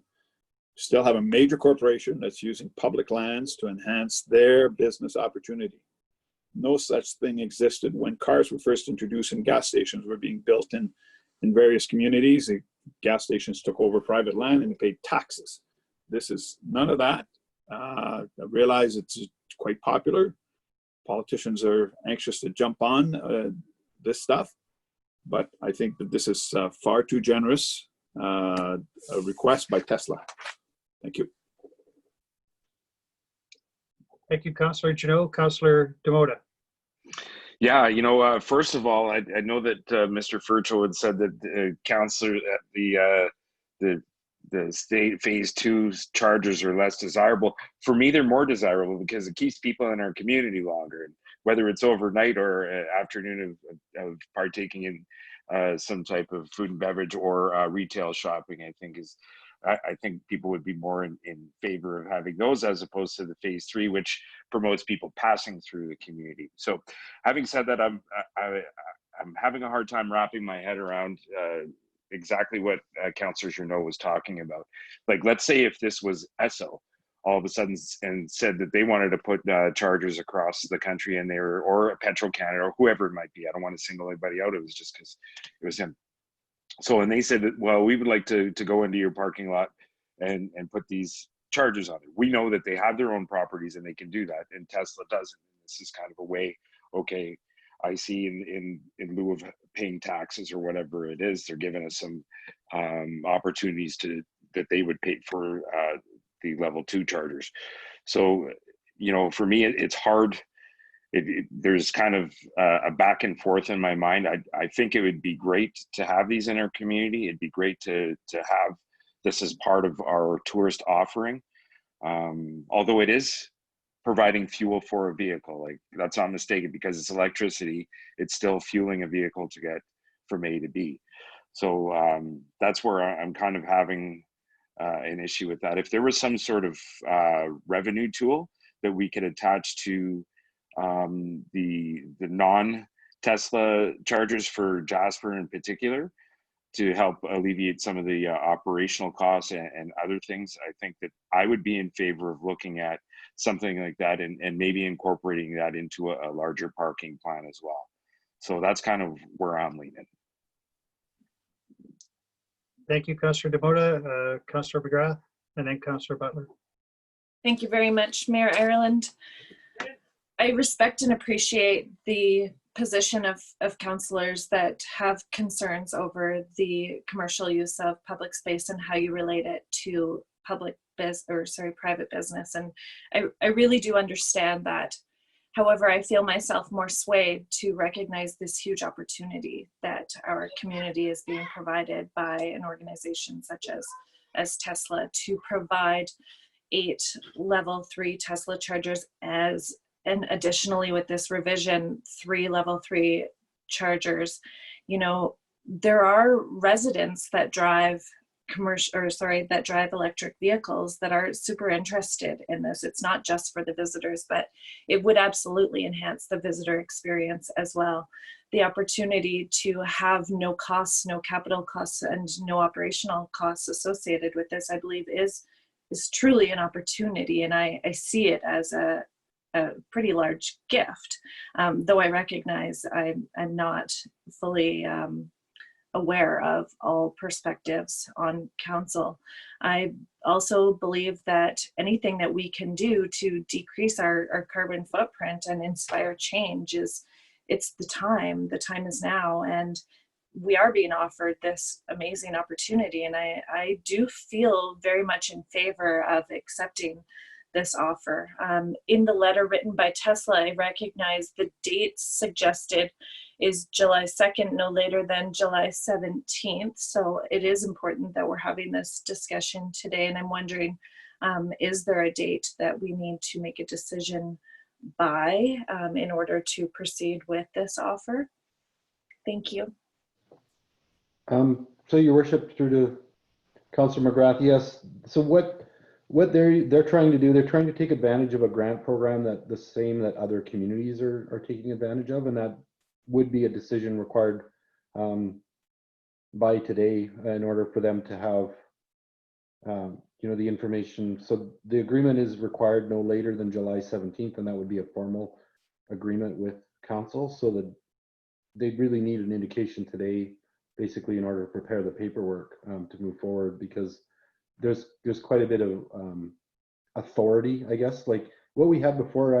If you probably recall the agreement that I'm not sure if I shared the actual agreement to use the site for the set period of time that we had for council to sign. I can't remember if that was an internal document or if I had that attached to the report last time. So what I was looking for today was a little indication on if council had, if the offer of the 3 generic fast charging stations changes anything from what was proposed before. I didn't come prepared to discuss the merits of electric vehicles, the level 3 chargers and their use for attracting electric cars to Jasper as part of the traveling network for electric cars. I wasn't prepared to talk about that or the public use of, or the commercial use of public space. It was simply if one of the concerns of council was that the level 3s that were proposed were all Tesla, and that and that we would at $100,000 plus provide the other units for the generics. That wasn't acceptable. But if Tesla had offered to provide 3 level 3 fast chargers, you know, that's a considerable expense, which would be in the neighborhood of 300,000 plus for the municipality to do that, plus operating costs. We wouldn't have that expense if that changes anything from council's perspective or not. That's really why I didn't front this with a report. I just simply brought it in as a letter, because that's the only change from what was not passed by council in the past.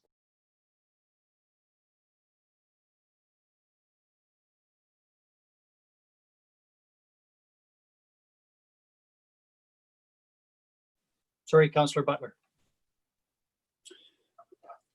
Your Worship, I'm a little taken by surprise because this wasn't on the agenda. I guess I missed the piece in the letter that says they would like a decision by the 2nd, but the application deadline for this grant is the 23rd of July. This is only on our agenda for information, and I try to be prepared, and myself wasn't prepared for an actual decision oriented conversation today. I think we should bring this back on the 7th for decision.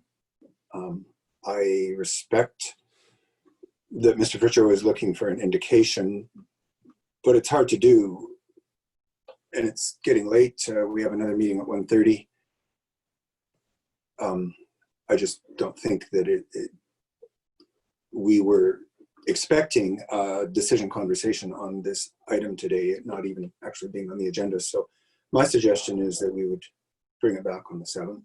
I'm certainly ready to make a decision then. I would hope for Mr. Fercho that that's all right. To the specific question that he asked, which that Mr. Fercho asked, does the provision of 3 generic charges make a difference? To me, it does. I'm not quite ready to say that I'm on side, but it's a bit of a game changer, yes, from my standpoint. But I still think we should schedule this for decision and not make a decision on the fly here. So I appreciate those comments, Councillor Butler. There was an effort and an intent to have this added as one piece of business to our special meeting a week ago for the purpose of being able to make a decision today, was my understanding. So that may not have been very clear in last week's special meeting, but the letter had been included at the request of administration on the special meeting agenda, simply because time was running out, and if it was to proceed, the indication from Tesla was that they needed a decision by July 2nd, and hence it was added last week to deal with a notice provision so that we could deal with the decision today. And I agree that in terms of the letter itself and any other information, it's perhaps not very clear that it was here for decision, but my understanding was that that had been the intent. Mr. Fercho? And Councillor. Your Worship, through the council, the reason you see it as correspondence is because it was, council dealt with the matter, and then Tesla wanted to bring it back. And rather than fronting it with a report, I chose to bring it back simply as a correspondence item for then council decide whether or not they wanted to pick it up from the correspondence or not, versus it coming through administration as it had in the past. So that was the distinction I wanted to make. It did not come with a report. If council would like, I certainly have the report information ready. I could modify it slightly and bring it back at the next council meeting with all of that detail, and we could move forward from there, including the agreement that's required. from Tesla, because it is they're going to make or they're proposing to make a significant capital investment in the community that has to be paid back over time. It's a money-losing venture for them at the local level, but certainly, obviously, part of a business plan that works nationally or internationally for electrical vehicle charging networks. So I wanted to leave it simply as correspondence, and then allow council the opportunity to tell me either it's just accepted or that we need to do something. That's why you see it like that, just so that we don't have confusion on why there's not a lot of detail. Councillor Butler, I'll return to you, and then I'll go to Councillor DeMota. Well, I understand that, and I appreciate that, and therefore I would suggest that the new information is certainly enough to request that it come back for decision. And I think we should dispense with this question next week. I think we can. I think we are either going to be in favor or not. I do appreciate the new offer. If, as Mr. Fercho suggested, we bring it back next week with an RFD, if administration would like to provide more information by way of report, I think that's fine. Certainly for the public to have all the information in one place would be helpful. And let's consider this notice and let's make a decision next week. That would be my suggestion. Thank you for that. Councillor DeMota. I'm just curious, and sorry if I missed it in the document. Now, so Tesla, for whatever they want to provide, they're going to have their the level 3s and provide some level 2s to other people at no extra charge. So is it? Your worship, through to Councillor DeMota, what this is the level 2s in the electric vehicle charging world are becoming, I don't want to use the term obsolete, but certainly not something people plan their trips on. They plan them on the level 3s. And what we had in the past was they would have provided for free the level 2s. The cost to install a level 2 is nominal, like from $20,000 around to maybe upwards of 50. The level 3s, you're starting in around at least 100+ thousand, closer to 200,000. So they're significantly more, and we had looked at that as a capital item. And then also you could see in the next letter where other communities are getting together and taking advantage of the grant available by NRCan. It's still significant investment because of the type of infrastructure and the cost, not just the cost of the infrastructure, but that monthly fee required. And we had worked with AGCO to waive that fee, but then it would have some fleet use requirements and time. There's a bunch of technicalities. In this case, Tesla is willing to cover the capital costs plus that very expensive monthly cost for those generic level 3s that are no benefit to them. 3 of those plus their usual, the 8-unit Tesla system is just simply, that's their cookie cutter. Anywhere they plug them in, that's what they look like, is 8 units. That's what they install. So that's what's proposed here. So it's quite a significant investment. So thank you, Mr. Mayor, through again to Mr. Fercho. Okay, sorry, I missaid what I was saying there. So they would supply the other level, generic level 3s for a fee to users, but this is what I'm asking. So can a local person who has a phase 3 or needs a phase 3 charger just pull up and get free fuel, basically, is what I'm asking. Well, if they don't have a Tesla. Your worship, through to Councillor DeMota, so the other chargers are for all of the other vehicles that are not Tesla. And what the fee is a cost recovery on the price for the electricity, because there is, if you recall, a substantial monthly fee charged by AGCO, even if it's not used, plus the cost of electricity when it actually is used. So what they do is they charge a rate. It's in those rate tables I had given council before. It's not a cost recovery. It's simply trying to reduce the cost of having that stuff sitting there. So right, but they're charging. There's a payment system set up there that Tesla has in place. Okay, so then if we were going to add some of ours, if we were going to buy some ourselves to add to the overall inventory, that's a recommendation as well, right? Yeah. No? Okay, so we're not even going to explore that. Your worship, through to Councillor Demoda, that on the last one, they were proposing to put in the Tesla chargers and then bring the infrastructure in that we could purchase a generic level 3 and install it. And then that would be our capital cost. Plus then we'd have to figure out how to pay that monthly fee. And that's where ATCO was willing to waive that fee for us, which was kind of on the provision that we'd have some electric vehicles in our fleet and use that site as well. But in this case, we don't have to do any of that in order to provide those generics. Tesla would take care of the capital and the ongoing operating cost of those. And what people do, and what even if we owned that infrastructure, we would charge people something for the use of the level 3s because that monthly rate for electricity and the infrastructure is so high. So it helps offset it, but it certainly doesn't pay for it. Right. Okay, so my last thing is for council, and this is just for you know, thought and consideration. We've made a lot of initiatives to level playing fields in other areas. We've had some debates on, you know, taxation, and I'm going to bring the hostel back, you know, because they are providing a service that we found similar to what was already being offered in the community.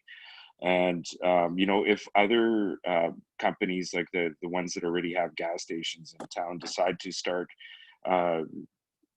using electric charging stations, then, you know, we're going to get into a public use space scenario. And, you know, in a sense that we're providing an independent business to operate on municipal property that is in competition with people that are taking up land and paying taxes. And so this is kind of where I'm having a difficulty, you know, and I know it doesn't exist now, but the opportunity's there. And I think if we're going to do one thing in a certain area, that we should be exercising the same level of thought in others. Thank you, Councillor Demoda. Councillor Kelleher MP. Through Mayor Ireland to Mr. Fercho. Mr. Fercho, at the end of 15 years, then this infrastructure, I believe the contract's 15 years, if I remember clearly, the infrastructure for the level 3s would return to the town, and then we'd have to pick up that expense? Your worship, through to Councillor Kelleher MP, what would return is not the above ground infrastructure, that's Tesla's equipment. And by then, in 15 years, that equipment would be far beyond its useful life anyways. It would, what would be on that site and is all the underground electrical infrastructure and the transformer to have that electricity available to that site.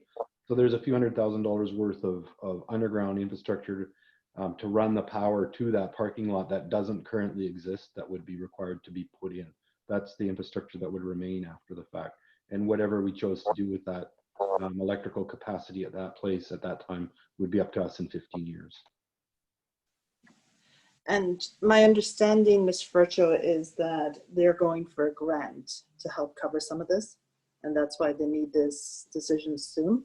That's correct, and that helps them, you know, look after some of the costs for this generic infrastructure that they normally wouldn't install, is through that NRCan grant, and it's the same one that other communities are vying for as well. Actually, we did try for that, if you recall, the last few years in a row, and we were unsuccessful in that grant, although we did attempt to get the grant. Mayor, may I continue? Yes, go ahead. If they're not successful getting that grant, then are we back on the block to provide that infrastructure or pay for part of it? If they're not successful, then I guess it would be up to them to decide if they're going to go forward or not go forward. Like I said, you know, what I have with them right now is the letter, and they were unavailable to attend today, but I could confirm that prior to the meeting next week with my reporting. I just didn't want to get into a lot of work in detail if council didn't want to deal with this today. Thank you. So following up on that last question from Councillor Kelleher MP, I agree with the sentiment, I think, expressed by Councillor Butler, that this is a better proposal than it was. And I'm intrigued by 3 generic level 3 chargers. That most definitely is an improvement. But as I read the letter, the proposal is now that we accept the proposals without knowing which one will actually hit the ground. But we are committed to one or the other. And although the alternative is a better proposal, I'm not entirely sure that I have yet overcome my hesitation based on, you know, the argument of the level playing field.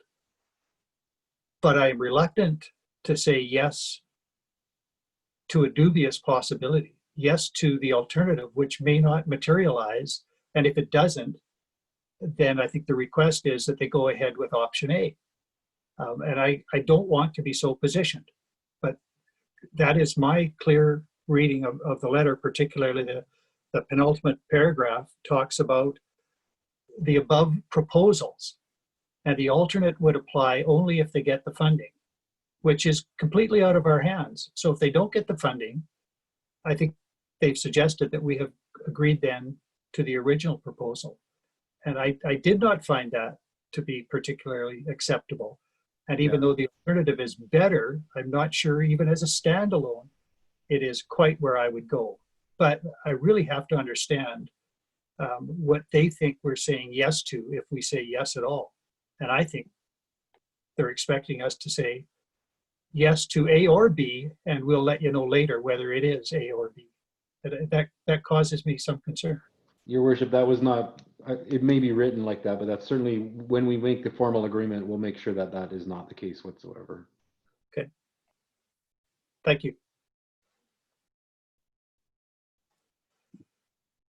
Well, the suggestion is that it come back for decision with a request for decision on the 7th. Does that, if that happens and the July 2nd date was a line in the sand, I guess the decision is made. But in any event, if that is the will of council, that this return July 7th for a request for decision. And if it does, I would certainly like clarity on whether the request is for B, but if not B, then A, or just what the request is, because I read the letter quite a bit differently.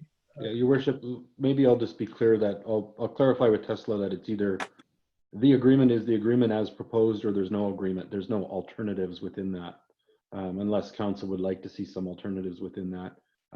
I'd suggest that it's either what is on the table as proposed or nothing, rather than some hybrid, unless council comes up with some hybrid on the July 7th. Right. So what is stated in the letter to be an alternate proposal? If that is a replacement proposal, a different proposal, but the proposal, then I'm more comforted, but not necessarily sold. Your worship, there was some option around whether we wanted some level 2s installed at their cost as well. It was kind of one of the options that we had talked about. So I just want to, I'll be clear when we come back I'll talk to Tesla some more on that. So we'll have everything together for next week. Councillor Butler? No, I'm fine, thank you. I agree with you. Whatever decision we make next week, I think it should be specific.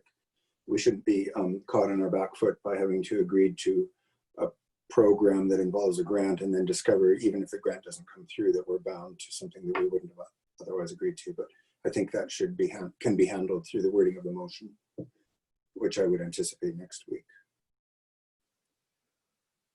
All right, thank you for that discussion. Thank you for bringing it forward, Mr. Fercho. And so that could return next week, July 7th, for decision,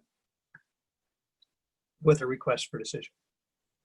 Agenda item 11.2, another electric vehicle charging network system. And is that one here just for information? Your worship, it's information, consideration, or action. I don't know if any of the other council members want to speak to it a bit more, but it's part of a collaborative of the region trying to enhance electric vehicle charging, but it does take some commitment and cost on behalf of the municipalities, and probably some commitment in terms of again, public space in order to do that. So it's there if council chooses to deal with it. Councillor McGrath? Thank you, Mayor Ireland. I think that agenda item number 11.2, really for me, it solidifies the fact that other municipalities will be moving in the direction of having electric vehicle charging stations as well. And those will be likely operational and capital expenses of the organizations or of the municipalities or the regions to supply electric vehicle users with. And that likely those would be placed on public lands as well. So it more or less solidifies for me just that this will be happening elsewhere. Elsewhere might not be fortunate enough to be given a gift. And I believe it's because we're world stage why Tesla wants to be here. But that likely it will look very similar and in relation to public lands being used for commercial use. So I have some level of comfort in seeing that regionally and throughout Alberta, we will be seeing this elsewhere. Councillor Kelleher-Empey. This initiative came in front of the Board of Community Futures last week, and Edson is driving this, and they're trying to bring in a network for electric vehicle chargers throughout the region, and they've reached out to all their communities within the northern region to know if they want to participate in this. We fortunately have another proposal with Tesla, and they just wanted us to look at this to see if we wanted to partner with them.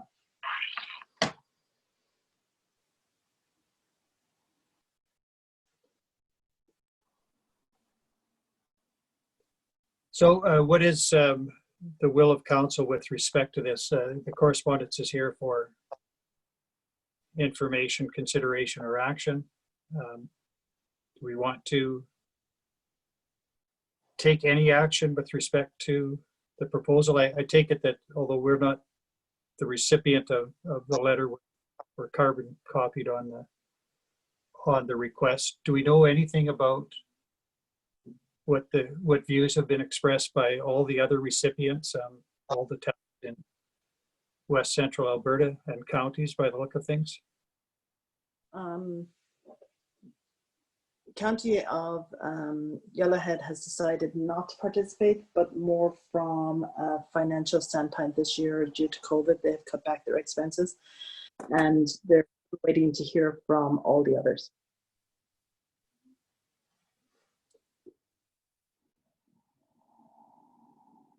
Any other comments from councillors?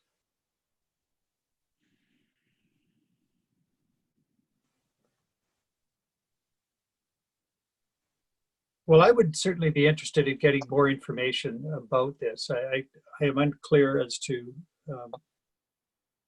where these proposed charging stations would be. Councillor McGrath has indicated on public lands, and perhaps I could discern that through the material, but it wasn't the easiest presentation for me to follow in terms of the ground application of this. I do agree that electric vehicle charging stations in Jasper is a really good idea, but it might be an idea that the private sector is going to promote in any event. I'm not entirely sure what the role of the public sector is in this, particularly if it requires the release of public land, which is limited for the profitability of a private business. So I would have to better understand what this proposal is, but maybe others already have that understanding.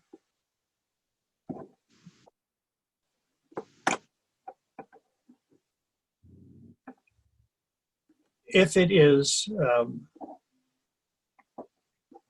with the consent of council, I'd be happy to write to the Mayor of Edson and engage in a conversation and bring that information back to council if others are agreeable. Seems to me there is consent to that, so I will do that. Thank you. Agenda item 11.3 is a letter required inviting us to take some action with respect to an environmental initiative. Any comments with respect to that item? Oh, did I miss one? I'm sorry, I might be out of order. No, that is correct. That is agenda item 11.3. Cigarette butts. Yes, Councillor McGrath. My only comment on this letter from Mr. Proctor is that this TerraCycle program is available for many, many uses that currently contribute to landfill waste. And the TerraCycle program is really innovative, and it costs literally nothing to the organizations. I have it at one of my businesses, and it's quite innovative and appealing. And I look forward to one day being part of the environmental responsibility group and bringing initiatives like this to our town that they don't cost anything. They definitely benefit charitable organizations, and they have lots of meaning and value behind them. So thank you to Mr. Proctor for supplying us with this information on cigarette butts downtown.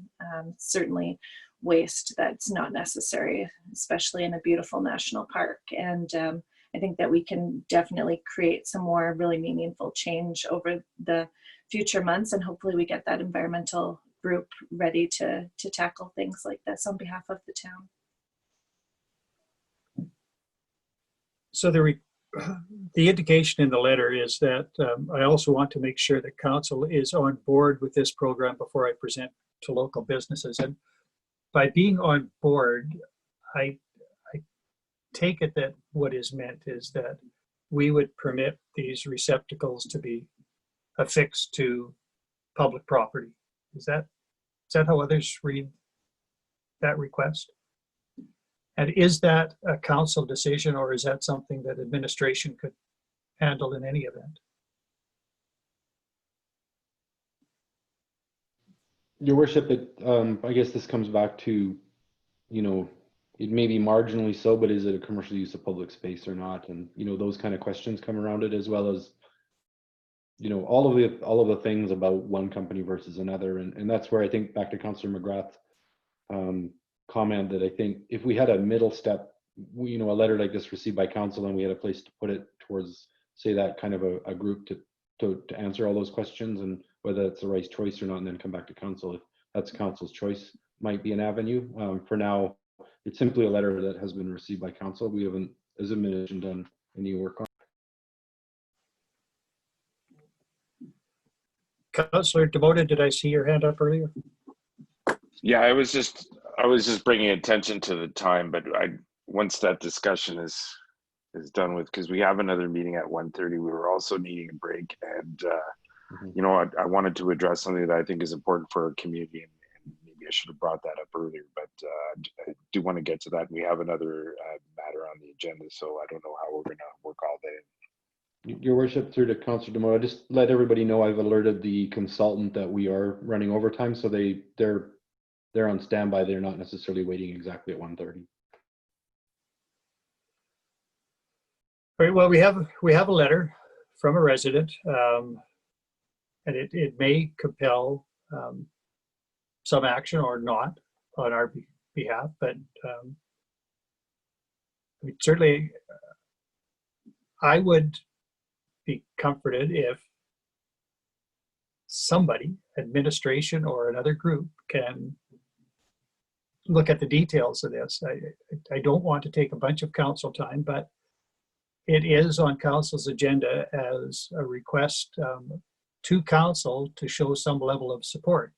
And if we're not in a position to do that yet and need some more information, to whom do we direct compiling that information? Or can we say, in principle, we are supportive and this individual could proceed to talk to businesses? Councillor Butler, I think I saw your hand flash, and then Councillor McGrath for sure. Thank you. I'm pretty regularly appalled by the number of cigarette butts I see downtown on the sidewalks. Even though we have waste receptacles at regular intervals, it doesn't seem to do the job. I don't know enough about this suggestion to know whether it might be a solution, but perhaps administration could just take a quick look into it, maybe simply have a telephone conversation, bring us an idea of how it might work, whether it might be a solution there. It seems attractive to me. I don't want to ask administration to bring back a big report, but we seem to be uncertain about what is actually being asked for. But it could be a solution that makes sense at little to no community expense. So let's ask for it to come back at a future committee of the whole meeting with no particular rush, but I'd like to have the comment. Thank you for that, Councillor Butler. Councillor McGrath. Thank you. My only piece of information to add is that I believe in the letter Mr. Proctor is referencing the cigarette receptacles that are out there right now, which are the municipality's asset or infrastructure. And going to the businesses might not be as successful as coming to administration right away, because we are the owners of those receptacles for the most part. I believe the ones that I see around town are ours, and likely we have someone collecting the cigarette butts from them and putting them into the landfill, and this would just divert waste from the landfill. It would cost-free, ship them off with UPS, which I guess technically has some carbon footprint to it as well, and send them to TerraCycle, where we would get points for charitable donations. So I believe that Councillor Butler's asking administration to spend a little time, but to look into it, especially because the Environmental Responsibility Group has not yet been formed, that would be an appropriate way to move forward, considering Mr. Proctor's request. Thank you for that. In the absence of objection, I will suggest that that is a direction, Mr. Fercho, to have administration at least take a cursory look at this and bring it back to, I guess, the revamped committee of the whole. I'm not sure that it is necessarily a governance and policy issue. It's pretty much on the street, but still, if a council decision or nod of approval is required, some basic information might be appropriate. So unless I see an objection from anybody, and Councillor Journault, there is some mysterious thing on your screen. It's not your hand. Okay. All right. I'm going to say then that that is our direction on that particular item. 11.4 is a letter regarding Section 4 of our domestic animal bylaw, and a request to make more public those particular requirements that all domestic animals, cats included, are expected to be on a leash and not roaming freely. I think the suggestion was that the city of Calgary does an exemplary job of publicly advertising that same provision in their bylaw. And I presume that having got this on the public agenda in itself raises some awareness of that section of our bylaw. But does council have a position to take further with respect to the request? Councillor McGrath. Thank you. And I was really appreciative, or I am really appreciative of Ms. Ross writing to us about this, as it brought a lot of enlightenment to me that I really just wasn't aware of. And I'm not previously, or I'm not currently a cat owner, but have been previously. And I actually didn't pay enough attention to this as a resident. So I think that it's a great public awareness campaign, and perhaps if council or administration has any interest in, even just a social media message and a picture shared through the social media channels that we have, bringing more education to the community, I think is always beneficial. Mr. Fercho? Just so council's aware too, I'm not sure if it was this letter or something else in the community, but the awareness has definitely been raised in the community, and bylaws responded to quite a few complaints about wandering felines, and dealt with the owners and So we've had quite a number of interactions with owners and cats, and have had them go back in the houses and be licensed and whatnot. So there has been quite a bit of activity on this particular front over the past week. So we can certainly do more, but I just want council to be aware our bylaw has been very active on cats lately. You guys might have heard some of that from residents. Thank you for that.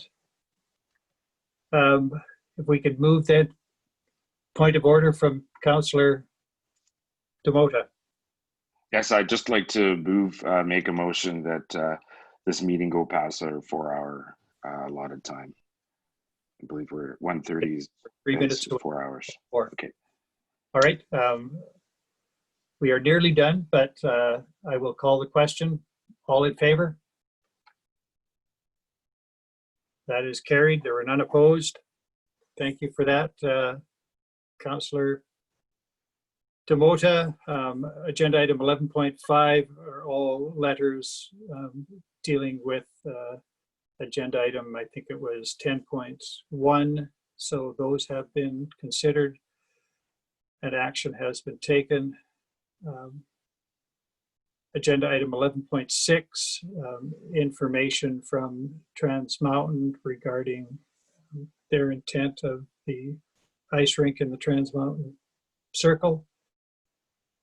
Anything further required of that? Councillor McGrath?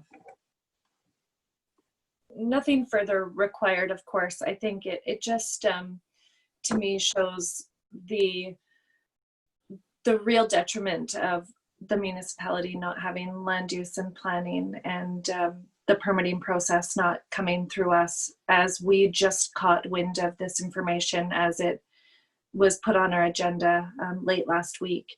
And we didn't have an opportunity to say respond or discuss or talk to the owners of the land to perhaps even encourage reconsideration of the subject, though it's not our land. But definitely, I'm sure that they had to go through a permit process to have a demolition permit for the structure. So it was dealt with outside of the municipality's realm. But I certainly hope to one day achieve land use and planning to be able to influence these decisions and have conversations around these decisions that happen and impact the residents of our community. Thank you for that.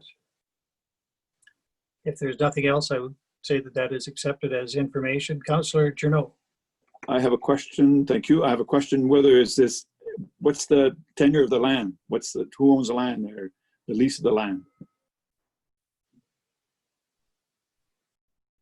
Your worship, through to Councillor Journault, it's there must be some arrangement between Trans Mountain and Parks Canada for the lease for that space within the middle of the Patricia Circle. It's certainly not the municipalities.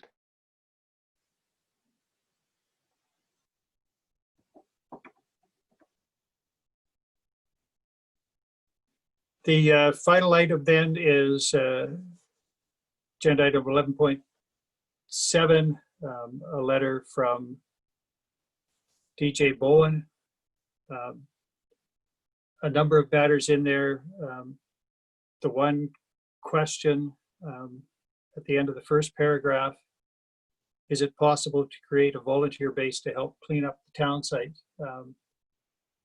An interesting proposition. I'm not sure whether Mr. Fercho wants to address that or not. That seems to be the rest of it is observations, but that, as I decipher it, is really the only question that is posed in that letter.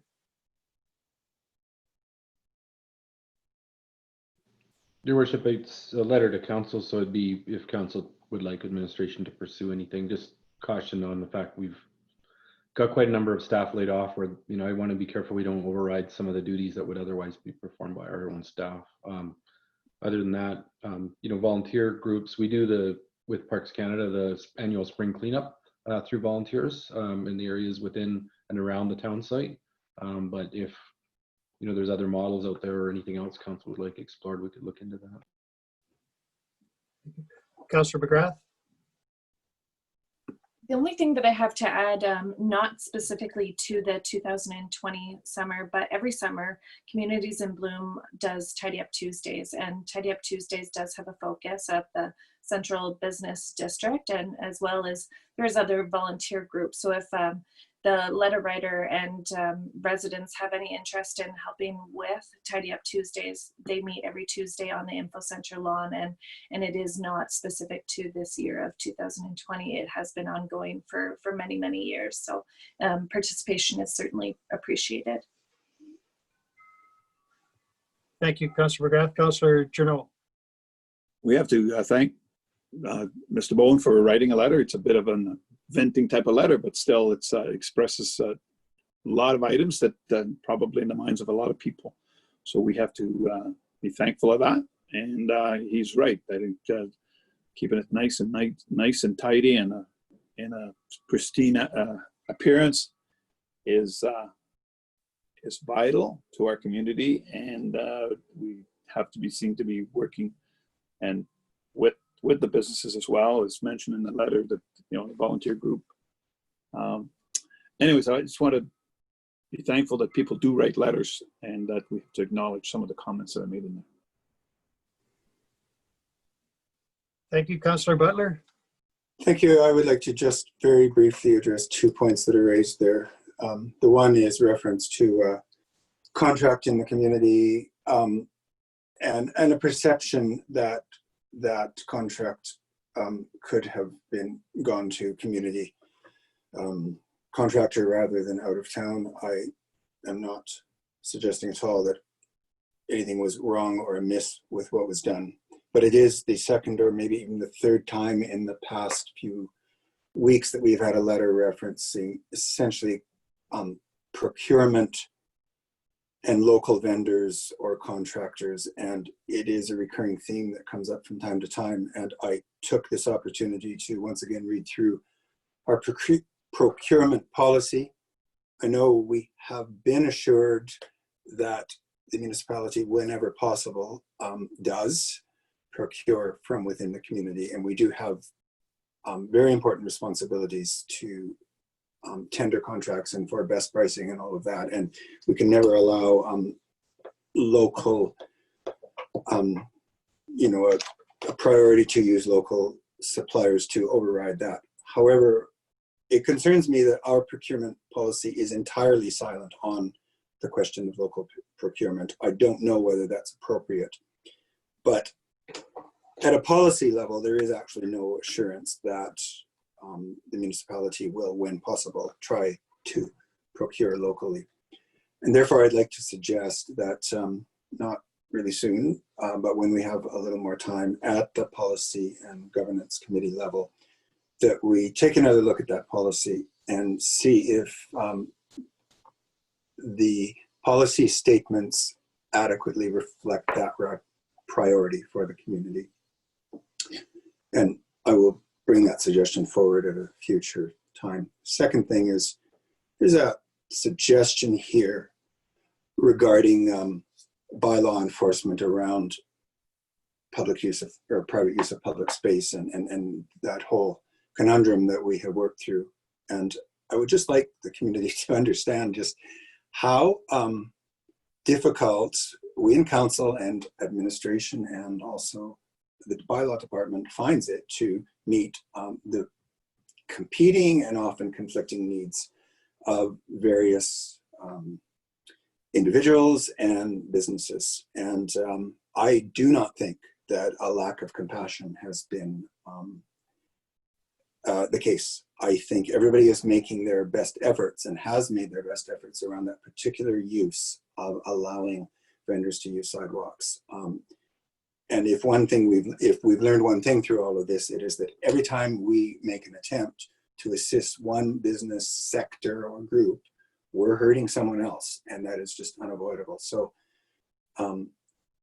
it may not be popular lately, but I actually would like to commend the bylaw department for, I don't know, leaping over difficult hurdles and threading through loops in trying to make it work for everyone. And I just like that registered. Thank you. Thank you, Councillor Butler. I appreciate we are getting late in the day, but I wanted to address those same 2 points and draw another possible future action out of that. And that is that as we look at agenda development or managing the agenda in another way, I think we have to look at the letters policy. I find it inappropriate that we give letter writers an opportunity in our own venue, on our own agenda, to, without context, take swipes at administration. This letter writer was requested to give details about the so-called word on the street and could provide nothing, and yet it leaves an implication that our staff has done wrong. And that is entirely without context, and I think it's inappropriate, and yet we have allowed our own venue to be, I think, hijacked for those allegations, and the same holds true with respect to the shot at bylaw. And again, without any context, without any recognition of what the facts of the case may have been, but based on rumor or innuendo or who knows what, our staff, and I appreciate Councillor Butler defending bylaw, and that's entirely appropriate, but we shouldn't have to be in that position to defend. And certainly if people have facts that they want to bring forward, that's fair, but I think we should look at the criteria by which letters from the public make our agenda, because I think it's entirely unfair to take what appears to me to be rumor and give it a place on our agenda. But that is a matter, I agree, for discussion among councillors at our first opportunity as a governance and policy committee. But I think that, I mean, a letter like this as a letter to the editor might be perfectly appropriate, but when we publish what appears to me to be at least condescension toward our own staff, we've entered a different area altogether. And I think it's something that we ought to address our minds to and make some changes. Councillor Butler? I completely agree. There's also a letter which takes equally inappropriate swipe at council. And we do expect among ourselves to maintain a respectful tone. And I'm not sure that letters with such innuendo and inappropriate statements should be part of the public record. We can't stop people from sending them. They can be considered, but in essence, we make them part of the public record when they are included on the agenda. And I look forward to that conversation as well. Thank you, Your Worship. Thank you. That is then agenda item 11. And now was there a request for new business? Councillor Demota? Yes, I requested to have 12.1, and it was to address a potential opportunity for the mandatory face mask in closed public settings. And the reason why I brought that up today is because in one of the letters that was, the form letters that was sent to us from Mrs. Bayfield indicated that there's some stress about going into the downtown core with the way that our visiting public is showing in regards to social distancing and other safety measures and stuff. And I have a growing concern with that type of relaxed approach. And what I'm observing right now is people are just throwing caution to the wind because they're on holidays. That's just the general perception that I have, and that's what a lot of people in the community have been expressing to me. Now, in her particular letter, it's suggesting closing off a section of the street or streets in the community, and I'm not sure if we're properly prepared to do that. But I've been contemplating, and then this morning when I was watching the news, the mayor of Toronto was coming on and saying that he would be voting in favor of setting up a bylaw that would enact a mandatory public wearing of masks in public spaces. So I'm just curious, like, to what authority would we have within our town to create a bylaw that would require masks for indoor public spaces? There are issues. I'm not saying, obviously people can't wear masks when they're eating in restaurants, but there are bottleneck situations where people are at entrances coming and going.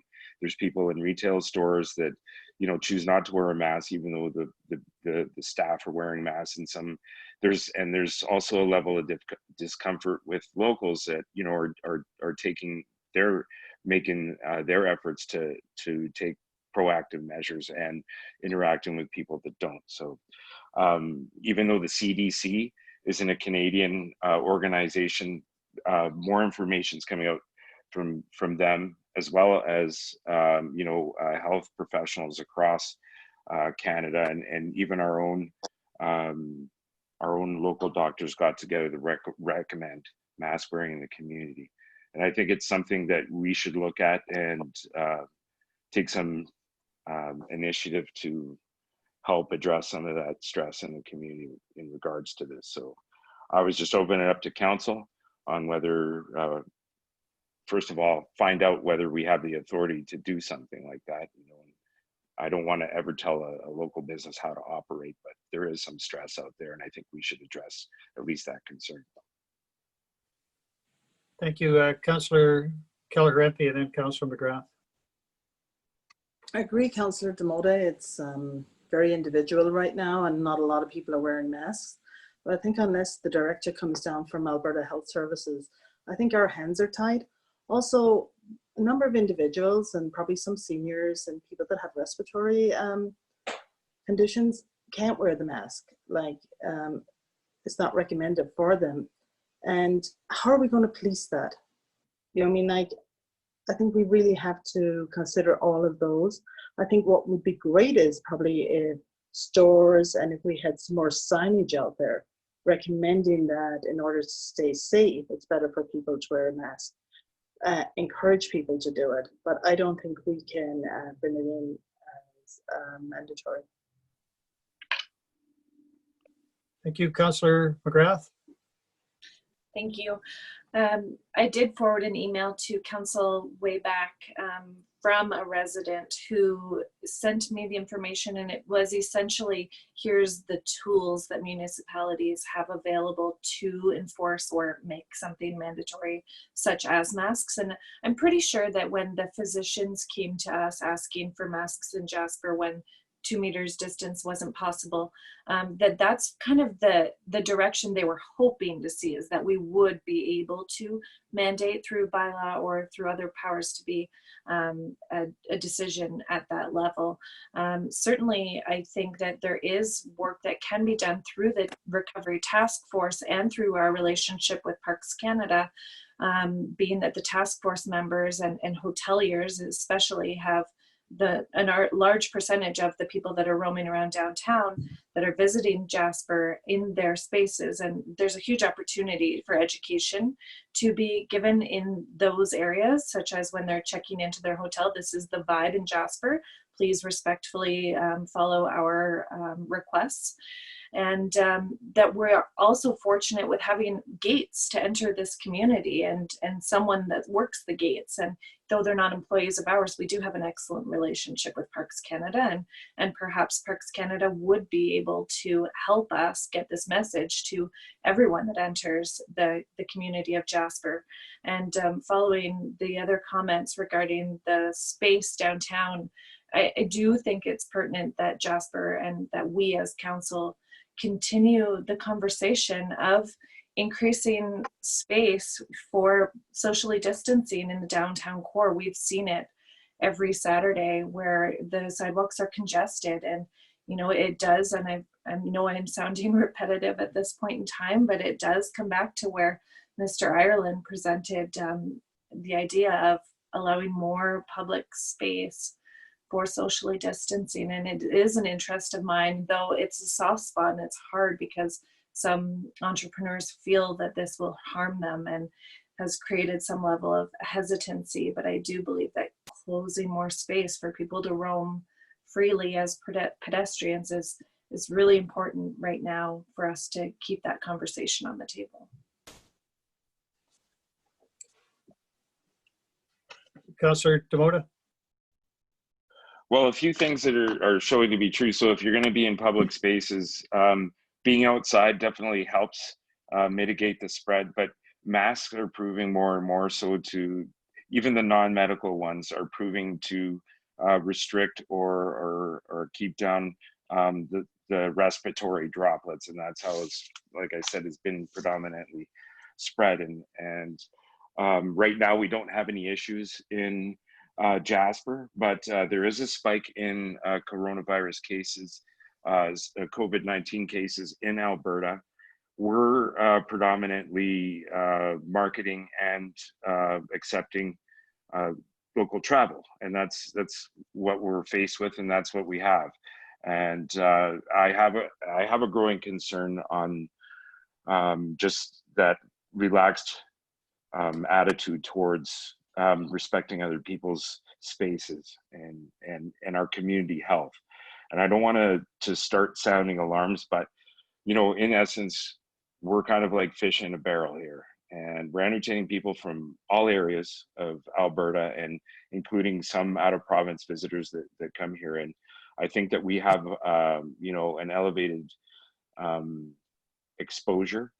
And you know, I know we're not downtown Toronto. We're not Banff, we're not Canmore. So our town is set up a little differently, but we're having an influx of people, particularly on the weekends now, where there's a lot of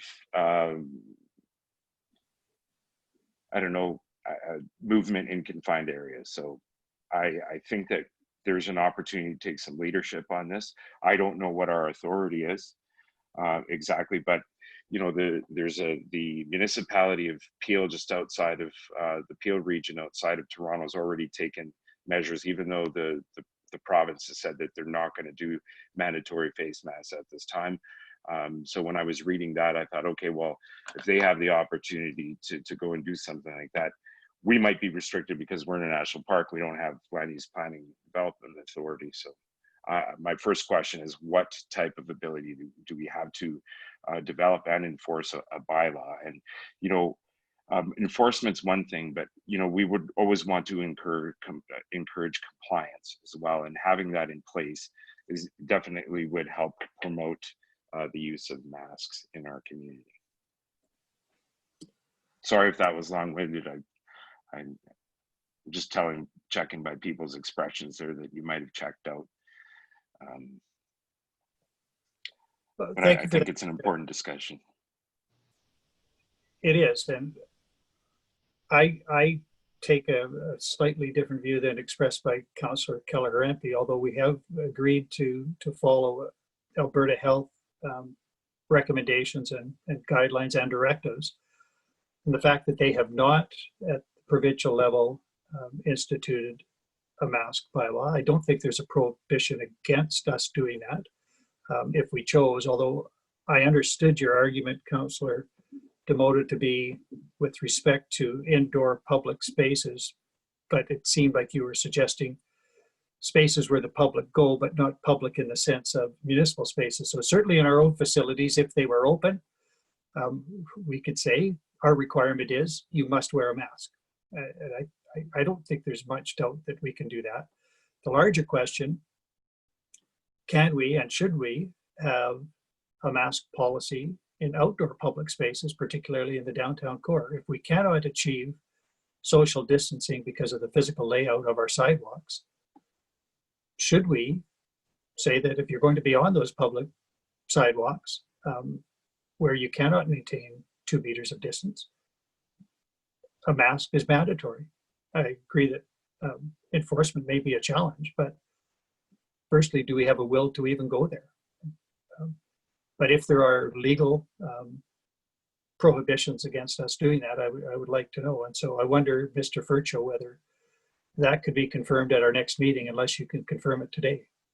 Your worship, that's why I was just trying to look up what I can find quickly, and I can't find anything that, when you referenced Ontario, I can tell you they do have in the municipalities there more authority in health. I worked with a deputy fire chief that was in charge of the SARS response in that community, and so I do know there's some differences in authorities in Ontario than in Alberta, and so I just need to be clear on what municipal authority is afforded under that before I respond, and I can't find anything quickly, so I'll just have to defer it to another meeting. Thank you. Councillor Demota? Yes, I was referring to indoor public spaces and spaces where public may go and gather. So I don't know what kind of jurisdiction we might have on a private business at all, but at least I want to be a little bit more proactive and really try to promote mask wearing when those exact things that you were talking about, when social distancing becomes compromised. Thank you for that. That is agenda item 12.1. Agenda item 13, councillor reports. Are there any councillor reports? Councillor McGrath? Just so council and the community are aware, community conversations have been held weekly up until now, and they will no longer be held weekly. They're going back to a monthly discussion. So the next community conversation is on July 29th. And I do also have a library meeting on July 6th in the evening that I will be out of town for at a medical appointment in Edmonton. So I do not have an alternate on this board as it's not legislated that I have one. So I will miss that meeting. Thank you for that. Councillor Kelleher-Empey? Last week I attended the board meeting for Community Futures and the annual general meeting for Community Futures. At our board meeting last week for Community Futures for our businesses, we have brought in a new loan, which is about 4% for any businesses within Jasper that are having trouble paying their rent. They can get a loan through Community Futures, and it will be spread out over a number of years for them to pay back to help them with their businesses. So that's one of the new loans. Also, they have brought out a new loan for COVID assistance if they have to remodel their premises. We say sidewalk seating that needs to put in a boardwalk. If they don't have the money to do it, that they can apply to Community Futures and also obtain a loan for that they can pay back over the next number of years. So there are number 2 programs that we brought in to going forward during this time. Thank you for that. Councillor Journault? TransCanada Yellowhead Highway is trying to have their AGM, which is normally held in late April or May. Discussions are around Zoom. Many of the participants are not comfortable with Zoom. They're looking at the old phone-in system. So it's supposed to happen this month. Thank you for that. Any other reports? Councillor Demota? I'm bringing this up just because Councillor McGrath had made reference to this earlier, and it was on our Environmental Responsibility Committee that is not yet established. And I remember bringing this up in the fall when we formed the potential for the new committee and our assignments to it. And there were some things that we needed to go through before we set that up. And maybe Mr. Mayor through to Mr. Fercho, if we get some update on what's needed to continue that process and start that committee going, and maybe other committees that may still be on hold. Your worship, through to Councillor Demota, that definitely is appropriate for our governance committee. That's the kind of work we need to get back to. Okay, so a third item for that next agenda, I think. If there are no further reports, upcoming events, well, 45 minutes ago, we had a meeting, which will wait for us, I guess. If there is nothing else, I would invite a motion to adjourn at 1:56. Councillor Kelleher-Empey, thank you for that. All in favor? We are adjourned It is